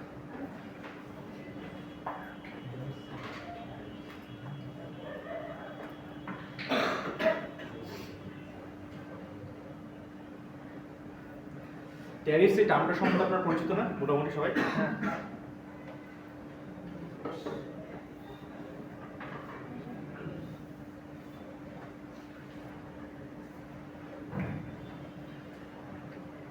আচ্ছা, মূলত ট্যারিফস হচ্ছে, ট্যারিফের সাথে সম্পর্কিত। ট্যারিফ হচ্ছে এক ধরনের ট্যাক্স, এটা ইম্পোর্ট এবং এক্সপোর্টের সাথে সম্পর্কিত, ঠিক আছে? ইম্পোর্ট করতে গেলে যেভাবে টাকা পয়সা খরচ করতে হয়, এক্সপোর্ট করতে গেলেও টাকা পয়সা খরচ করতে হয় কিছু না কিছু। হ্যাঁ, স্যার আসেন প্লিজ, সরি আপনাকে। হ্যাঁ আসেন প্লিজ। আমি ফোন দিচ্ছিলাম স্যার। হ্যাঁ সরি, আমি এই যে ফোন সাইলেন্ট ছিল তো। আসেন আসেন। আচ্ছা বাচ্চারা খাতা কলম একটু সামনে রাখেন স্যার।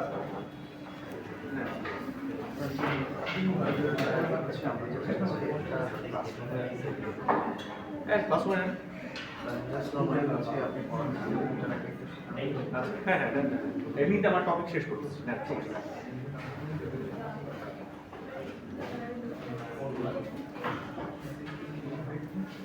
রায়হান, এই তোমার ক্যামেরা বি নাই রায়হান? বি রোলের জন্য ক্যামেরা নাই? বি রোল বা সেকেন্ডারি ক্যামেরা নাই? সেকেন্ডারি ক্যামেরা স্যার চাইছিলাম, বাট প্রোভাইড করতে পারে নাই। নাই স্যার বলছে আমার উচ্চ ডিবেট একটা কথা।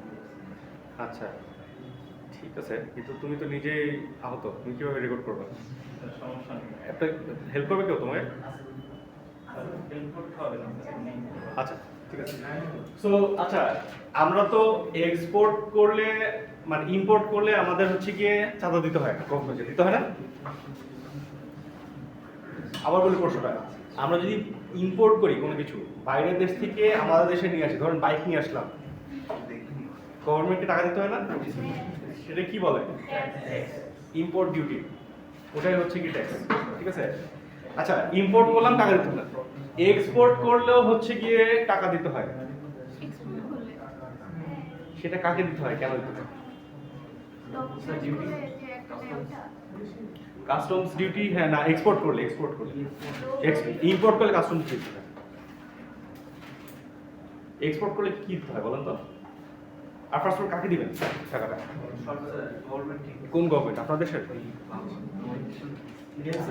যেই দেশে প্রোডাক্টটা পাঠাচ্ছেন ওই দেশে হচ্ছে গিয়ে এটা দিতে হয়। হ্যাঁ, যেমন ধরেন আপনি বাংলাদেশ থেকে হলো আমেরিকা পাঠাচ্ছেন, যদিও বাংলাদেশের সাথে আমেরিকার ট্রেড এগ্রিমেন্ট আছে, আমি জানি না এখন এটা অ্যাক্টিভ কিনা, নামটা ছিল না। সো বাংলাদেশে এসে আপনি 2 লাখ পিস জিন্স বাংলাদেশি ব্র্যান্ডে, নট আমেরিকান, বাংলাদেশি ব্র্যান্ডে 2 লাখ পিস জিন্স পাঠাচ্ছেন, ঢোকার সাথে সাথে ইমিডিয়েটলি ইম্পোর্ট ডিউটি জেনারেট হবে, বুঝছেন? যেটা কে দিবে? এক্সপোর্টার যে সে দিবে, মানে আপনি দিবেন। আচ্ছা, কোনো সময় এইসব ডিউটিসগুলো মাফ করে দেওয়া হয়, এটাকে ট্রেড ফ্রি জোন মানে ট্যাক্স ফ্রি জোন বলা হয়, ঠিক আছে? আচ্ছা প্রোডাক্টিভ ট্যাক্স কি এটা একটু বলেন তো, বললেন তো। প্রোডাক্টিভ ট্যারিফ বাংলাদেশে এটা খুব হেভিলি প্র্যাকটিস কিন্তু প্রোডাক্টিভ ট্যারিফ। বাংলাদেশের গাড়ি ট্যাক্স কত বলেন তো? 600. এত 300 300%। এটা অনেক বেশি না? আনরিয়ালিস্টিক না? কোথাও শুনছেন এরকম এত বেশি ট্যাক্স? এটা কারণ কি বলেন তো? কারণ বাংলাদেশের গভর্নমেন্ট চায় যে বাংলাদেশে প্রতিনিয়ত গাড়ি কম হবে। প্রতিনিয়ত দৈনিক বাংলাদেশে মানে 1200 না 1400 গাড়ি প্রতিদিন লাগে। এই ছোট্ট একটা দেশে যদি গাড়ি কন্টিনিউয়াসলি বাড়তে থাকে তাহলে এই মানে ট্রাফিক জ্যাম এন্ড এভরিথিং খারাপ অবস্থা হবে না? সিঙ্গাপুরও তো সেম ধরনের প্রসেস। হ্যাঁ হ্যাঁ, এবং সিঙ্গাপুর একটা চমৎকার কাজ করে সেটা হচ্ছে যে একটা সার্টেন এজ হয়ে গেলে আপনি গাড়ি রাস্তায় চালাতেই পারবেন। ইউ আর ডান। হ্যাঁ, ওই গাড়িটাকে সেল করে দিতে হবে এবং আপনার দেশের থেকে বের করে দিতে হবে। এটা সিঙ্গাপুরের বর্ডার রাখতে হবে না, আপনাকে এক্সপোর্ট করে দিতে হবে। মোর প্রিফার করে সাইকেল, বাইসাইকেল। সাইকেল আর ওই গাড়ি কিনতে গেলে আপনার যেই পরিমাণ ট্যাক্স দিতে হবে দিতে হয়। সাধারণ মানুষকে। সিঙ্গাপুরের প্রেসিডেন্ট ওনার অফিস থেকে সাইকেল চালায় রেখে দেয়। মানে বর্তমান তো আবার একটা নতুন রুলস করছে। কি rules? মানে সিঙ্গাপুরের রাস্তায় যে যত বেশি হাঁটবে সে তত মানে সরকারি কিছু ইয়ে মানে হ্যাঁ হ্যাঁ, মোবাইল অ্যাপের মাধ্যমে হ্যাঁ। আর রিসপন্সের মাধ্যমে। আরো একটা জোস জিনিস করছে সেটা হচ্ছে সিঙ্গাপুর যে ফুটপাথ গুলো হচ্ছে কি হলো থার্মো এনার্জি এমবেডেড একটা ম্যাটেরিয়াল দিয়ে লাইন করে দিয়েছে, ওটার উপর হাত দিয়ে ইলেকট্রিসিটি জেনারেট করবে। কি পরিমাণ ইলেকট্রিসিটি জেনারেট করবে? সারাদিন যে পরিমাণ মানুষ হাঁটে ওটা দিয়ে সারাদিনের রাস্তার স্ট্রিট ল্যাম্প গুলো জ্বালাতে পারবে রাত্রেবেলা। অ্যামেজিং, ওটা পুরোপুরি ফ্রি অফ কস্ট ওটা জেনারেট করছে। আচ্ছা, দুই ধরনের ট্যারিফ আছে। একটা হচ্ছে প্রোটেক্টিভ, যেটা হচ্ছে কি যখন গভর্নমেন্ট চায় না যে সার্টেন জিনিস ইম্পোর্ট বা এক্সপোর্ট হোক, তাই না? যেমন কি বেশি গাড়ি আনা বাংলাদেশের জন্য ক্ষতিকর না? আমরা চিন্তা করতেছি এটা হলো আমাদের অর্থনৈতিক প্রগতি বাড়তেছে, মানুষ বড়লোক হচ্ছে, নতুন গাড়ি আসতেছে। হ্যাঁ, বাট আপনি যদি আরেকটা পার্সপেক্টিভ চিন্তা করেন, যানজটের অন্যতম মেইন রিজন হচ্ছে কি মানুষের মাল্টিপল ওনারশিপ অফ কার্স। আমার একটা বন্ধু আছে, ওর প্রায় 300 প্লাস গাড়ি, অমানুষ, ঠিক আছে? আমরা বলি যে ও চট্টগ্রাম থেকে, ও যদি চট্টগ্রাম থেকে ঢাকায় আসে পুরো বাংলাদেশ লক হয়ে যাবে, ও যদি গাড়িগুলো নিয়ে আসে, এবং 300 জন ড্রাইভারও, বুঝছে? সো এটা হচ্ছে এক্সাম্পল প্রোটেকশন। আর এটা হচ্ছে রেভিনিউ। আপনি হচ্ছে গিয়ে ট্যারিফ দিচ্ছেন হচ্ছে রেভিনিউ জেনারেট করার জন্য, এটা তো বুঝেন। বৈদেশিক প্রোডাক্ট বাংলাদেশে ঢুকতেছে, গভর্নমেন্ট থেকে শুল্ক একটা আদায় করতেছে, এই টাকাটা কোথায় যাচ্ছে? রাষ্ট্রীয় কোষাগারে যাচ্ছে, তাই না? বাংলাদেশের রিজার্ভে যাচ্ছে। এই রিজার্ভটা আবার হচ্ছে কি আবার রোটেট করে বাংলাদেশের বিভিন্ন উন্নয়নে কাজে লাগানোর কথা ছিল, কিন্তু আলটিমেটলি ঘুরে ফিরে এটা হচ্ছে গিয়ে শেখ হাসিনা এবং তার ছেলে মেয়েদের পকেটে চলে যায়। এখন শেখ হাসিনা নেই, এখন যা লাভটা অল আছে। এখন তো জাতীয় ইনকাম আছে। আচ্ছা, এই যে similarly import quota and embargo, এটা একটু পরে, এটা আগেরটার সাথে একদম ডাইরেক্টলি রিলেটেড।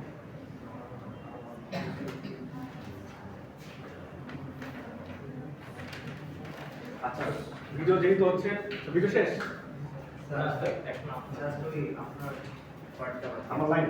আচ্ছা, এটা ক্লাসরুমের ভিতরে বলতে হবে, ক্লাসরুমের ভিতরে বেটা ঠিক আছে। আচ্ছা, ঠিক আছে। Pant short, pant short.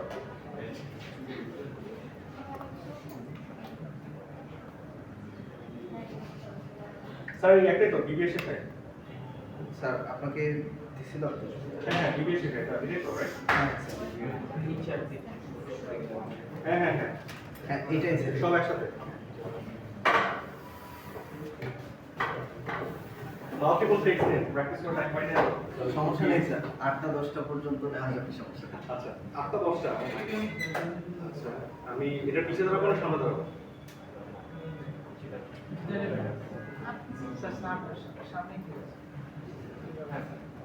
আচ্ছা, দুইটা দেখে বলি তারপরে লাস্ট না দেখব। হ্যাঁ, স্যার। আমাদের ছাত্রদের প্রেজেন্টেশন হলো।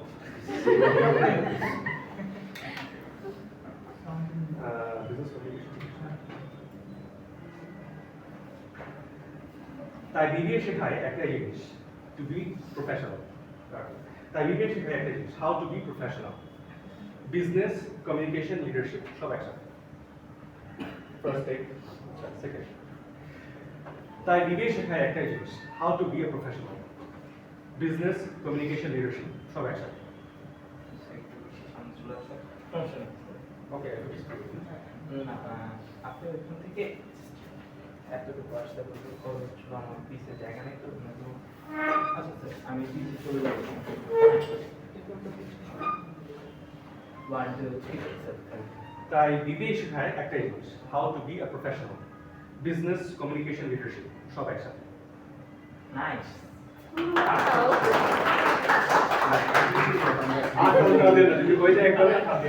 স্যার আমরা আর এক দুইটা ডিফারেন্ট অ্যাঙ্গেল ট্রাই করব। আচ্ছা আচ্ছা ডিফারেন্ট অ্যাঙ্গেল। আচ্ছা ছাত্ররা একটু সামনে চলে আসেন, ম্যাডামদের চেয়ার সামনে চেয়ারগুলো একটু নেন ভালো করে, ঠিক আছে? না পিছনের দিকে স্যার ওইখানে আমাদের লাইট নেই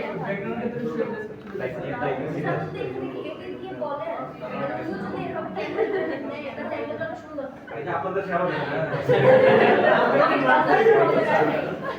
আপনাদের নেওয়া আছে, সমস্যা নেই। ওইটা হবে আমি আপনাদের সবার সব নেওয়া আছে। এটা আমি ব্যাকগ্রাউন্ড আমি আচ্ছা ঠিক তো আছে স্যার প্রবলেম হবে হ্যাঁ স্যার ওই যে সেম লাইন বলবো। হ্যাঁ স্যার সেম লাইনসে জাস্ট এইখানে একটু ঠিক করে নিচ্ছি। আপনারা একটু সিরিয়ালি সামনে চলে আসলে ভালো হতো সামনে মানে হচ্ছে হলো নয়তো আচ্ছা এটা কি সবাই জানে?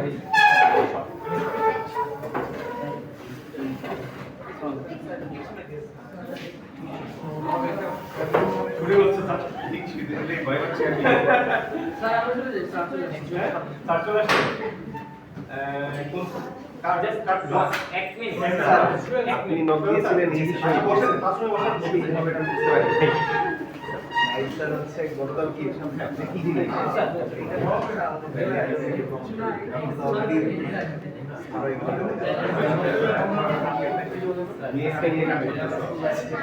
এইদিকে একটা আঙ্গুল স্যার বাহ এটা ঠিক হবে না স্যার স্যার আপনার ক্লাস আচ্ছা কি হচ্ছে হোক, সমস্যা নেই। আমি অনসিওরলি আসছি, দ্যাটস ইট।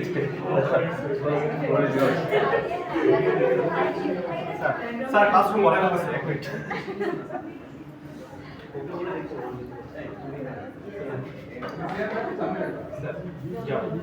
স্যার আপনি হচ্ছে মানে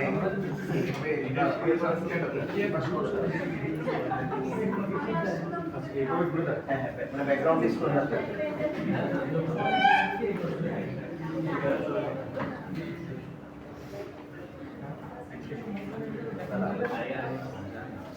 আচ্ছা সবাই বসুন। আচ্ছা আপনারা গ্যাপ রেখে বসেন, একটু ডিস্ট্রিবিউটেড হবে ওই ইয়ারগুলো একটু যেন সবাই কাভার হয়, রুমটা যেন ভরা লাগে। আপনারা একটু ওই সাইডে বসেন একটু। না সবগুলা কলাম সমান করে দাও।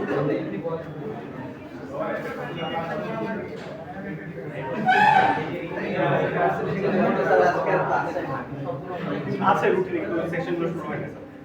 আপনি কি ইন্টারেস্টেড ছিলেন? ইন্টারেস্টেড ছিলেন? ছিলাম মানে ইউনিভার্সিটিতে থাকাকালীন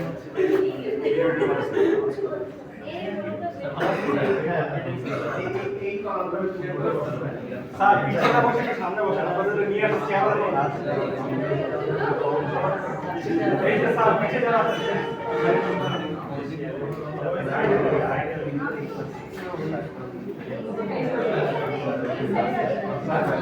স্যার আপনি আসেন স্যার।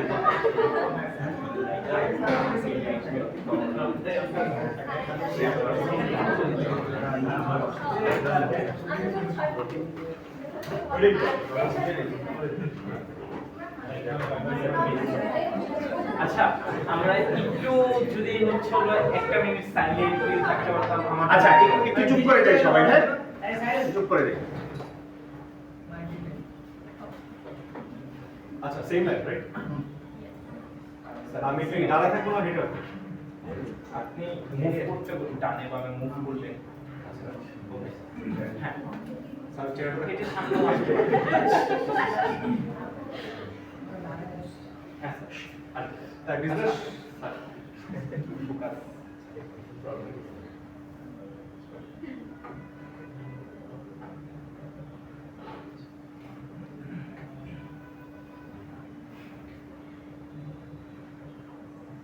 ওয়ান টু থ্রি তাই বিজনেস শেখায় একটা জিনিস, how to be a professional, business leadership communication সব একসঙ্গে একসঙ্গে একসঙ্গে একসঙ্গে।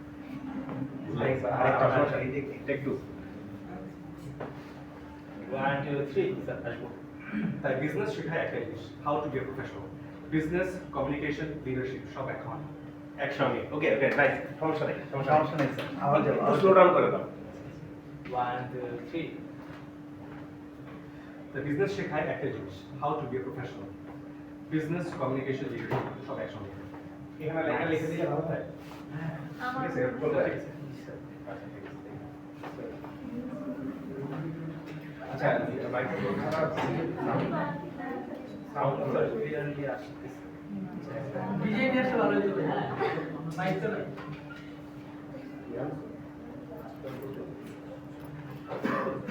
ছেলে বোধ হয় এম বসছে এমনি কোনো কিছু মিস না যায়। যেভাবে সাউন্ডে আমার তো আইডিয়া নেই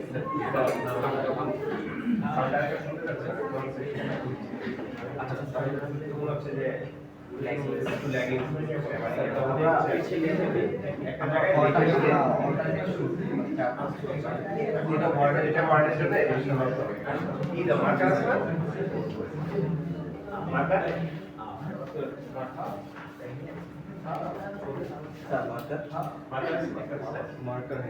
আচ্ছা, শুরুতে একটা মিস্টেক করছি, এটা আপনার ধরে দেন বিবিএ বলে বিবিএ বলি বিজনেস বলছি।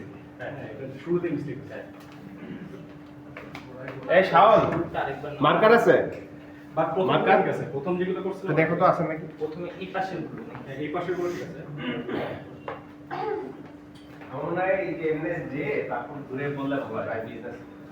মানে ও হচ্ছে ক্লাস নিচ্ছিল এমন না যে অভিনয় করে ইনস্টাগ্রাম পেজে ঘুরে যাবে। মানে ক্লাস নিচ্ছিল তখন এমনি ঘুরে ন্যাচারালি বলবে তো বিবিএ শেখায় একটা জিনিস এটা এটা এটা একসঙ্গে।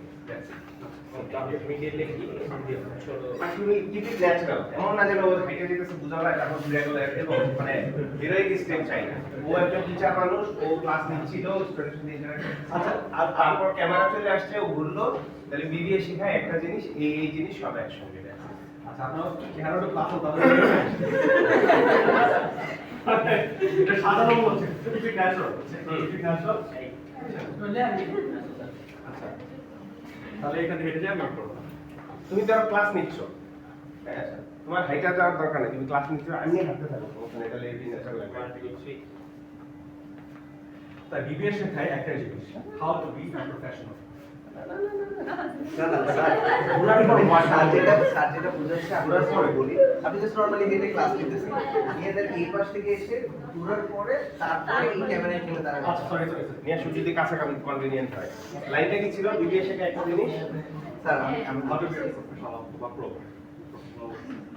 তাই বিবিএ শেখায় একটাই জিনিস how to handle everything like a pro business communication leadership সব একসাথে হাউ টু হ্যান্ডেল এটাও বুঝি। আচ্ছা, ওকে। আমি লিখে দেবো আচ্ছা, ঠিক আছে স্যার। আচ্ছা কিভাবে বলবা? হ্যালো এভরিওয়ান, আমি মুনতাসির রহমান হাফিজ, আমি একটু তোমাদের ইন্ট্রোডাকশন টু বিজনেস নেই। সো বিবিএ শেখায় একটা জিনিস, how to be a professional, এটা এটা এটা সব একসঙ্গে। স্যার, দ্যাটস ইট, লিখে দিন। স্যার তাহলে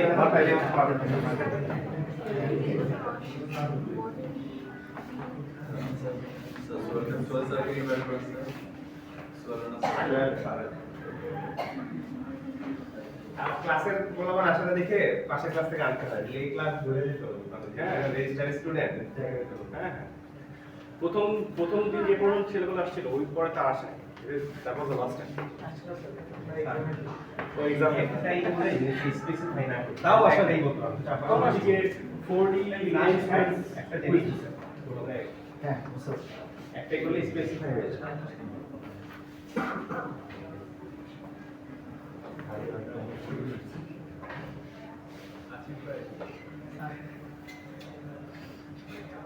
স্যার, মাথা একটু সোজা রেখে পিছনে ম্যাডাম বের হচ্ছে।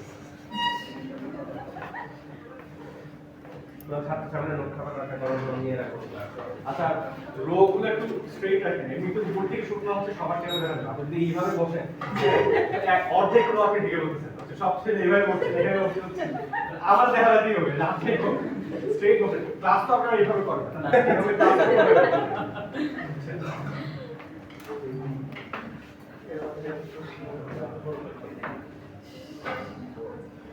স্যার, হাত লেখা তো পারামেডিক। অ্যামেজিং। আমার হাত লেখা দেখলে আপনার কান্না পাবে। আচ্ছা নাইস, এটা খুব জোস হবে তোমার নষ্ট করা।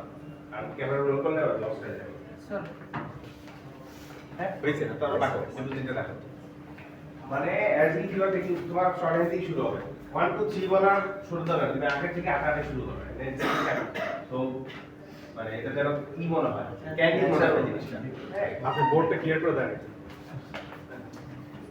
তুমি এর থেকে নিয়ে সার্জন ঘুরবে তখন তুমি ফ্রন্টে চলে আসবে চলো তুমি আচ্ছা স্যার আবার বলছি স্ট্রেট থাকে হ্যাঁ আপনি যখন ঢেলে যাচ্ছেন আপনি লোয়ার অর্ধেক মানে পিছনে ঠিক আছে হেলে না সোজা থাকো আর এমনিতে তো হায়ার এলিভেশন ধরা হয়েছে আপনার চেহারা এমনি আসবে সবার আসবে সবার চেহারা আসবে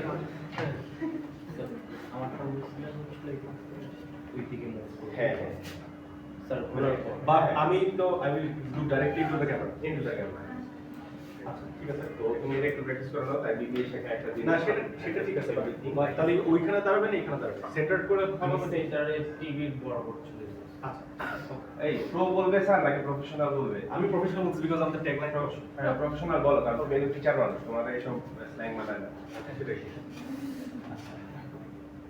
1 2 3 তার বিবিএ শেখায় একটা জিনিস how to handle everything like a professional business communication leadership সব একসাথে আই টু স্লো ভাই আই টু স্লো র্যাপার না র্যাপ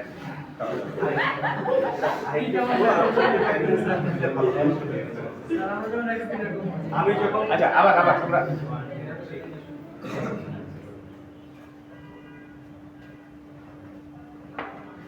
তার বিবিএ শেখায় একটাই জিনিস how to handle everything like a professional business communication leadership সব একসাথে এখানে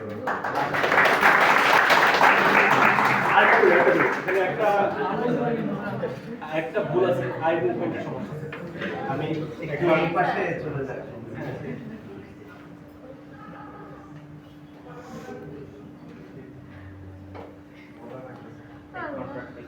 একটু মিস্টেক হয়েছে তাই এখানে লাগাইছি আমার কাছে মনে হয়।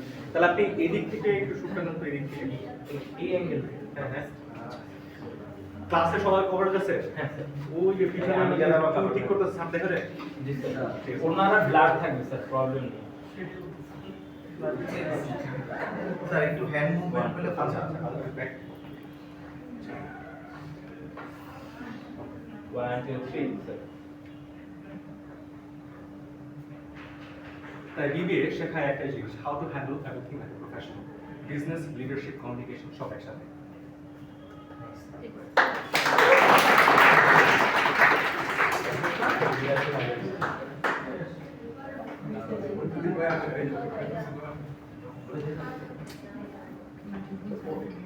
মোটামুটি এই জায়গা থেকে এরপরে যদি ভালো লাগে হাঁটাটা রাখলাম না রাখলাম আচ্ছা জিনিসটা হচ্ছে কি একটু সাইড হয়ে গেছে ধরো এই সাতজন কত একদম পুরো ক্লাসটা দেখতে ভালো লাগে প্রথম যে একটা নিছিল না ওইটা মিডল আছে একদম মাঝখানে থেকে এটা হয়ে যাবে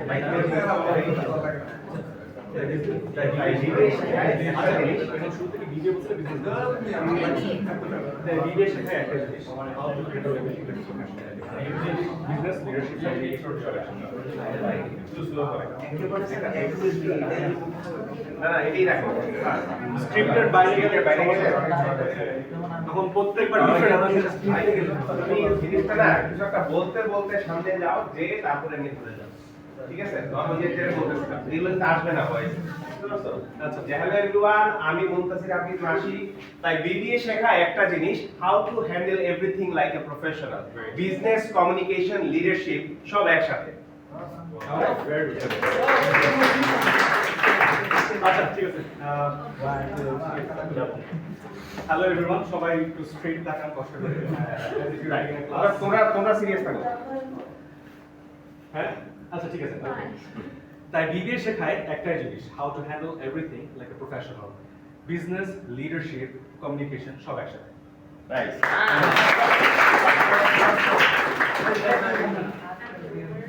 আশা করি একটু ন্যাচারাল আসছে চোখটা দেখেন তো চোখের মুখে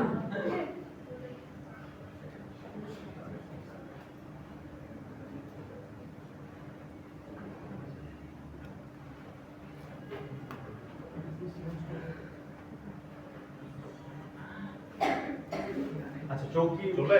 চোখ কি অনুমান এভাবে হয়েছে একটু দেখেন তো তুমি এটার কথা বলছো। ফ্রেমিং তো খুব সুন্দর পিছন থেকে হ্যাঁ, লাইট মাস এটা ভালো, এটা ভালো। এখানে একদম ফ্রন্টে লেখা আছে। এর আগেরটা কর্নারে এক্স। আমাদের ভিডিও শুটে মানে যে আপনারা 5 স্টার হোটেলে বসে আছেন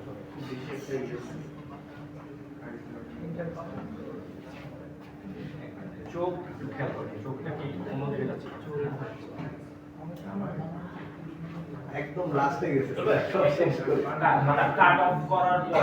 আচ্ছা ওইটা ঠিক আছে ঠিক আছে তাহলে থ্যাংক ইউ ভেরি মাচ আপনাদের সবাইকে সরি এভরিওয়ান এই যদি না পাশে দেখো। শেষ আমরা ক্লাসে হ্যাঁ, আমার এখানে। আপনারা স্যার, আপনারা আমি যে আমি কি আমি just- না স্যার, এটা হচ্ছে আমার নতুন। ঠিক আছে। তোমার সাথে এই যে এখানে। আমার আছে কিছু স্যার? আমার কি হলো আচ্ছা। দিলাম হাত ভেঙে ভাইয়া হাত দিলেন যে হ্যাঁ স্যার আমি তো জানি না স্যার আপনি তো বললেন যে আমাদের আপনারা ডিরেক্টর স্যার, আমি তো পুতুল। আমার যেটা বলবেন করে দিন। অসুবিধা নেই ওদেরকে আমরা ওই বাকিদেরকে ওই রুমে ঢুকে নিয়ে করতে পারি এক পরে স্যার, প্লেন করার নাম কি দেয়? স্যার তাহলে আপনার আপনি ওই রুমটা ভালো হ্যাঁ, রুম ডিফারেন্ট ভ্যারিয়েশন আচ্ছা আছে। আপনারা একটু কষ্ট করে আপনারা একটু পাশের রুমে চলুন আরেকটা শর্ট ওই পাশে রুম ভরা থাকলে আর দরকার নেই। পাশে রুম ভরা আছে নাকি? যদি না না থাকে সামনের সিট বসে যেদিকে বসে দেখা যাবে সিটগুলো থাকে বুঝছেন যাও যাও তাহলে একটু আসেন হাতে নিয়ে দিব। হ্যাঁ হ্যাঁ অবশ্যই অবশ্যই আপনার সাবধান না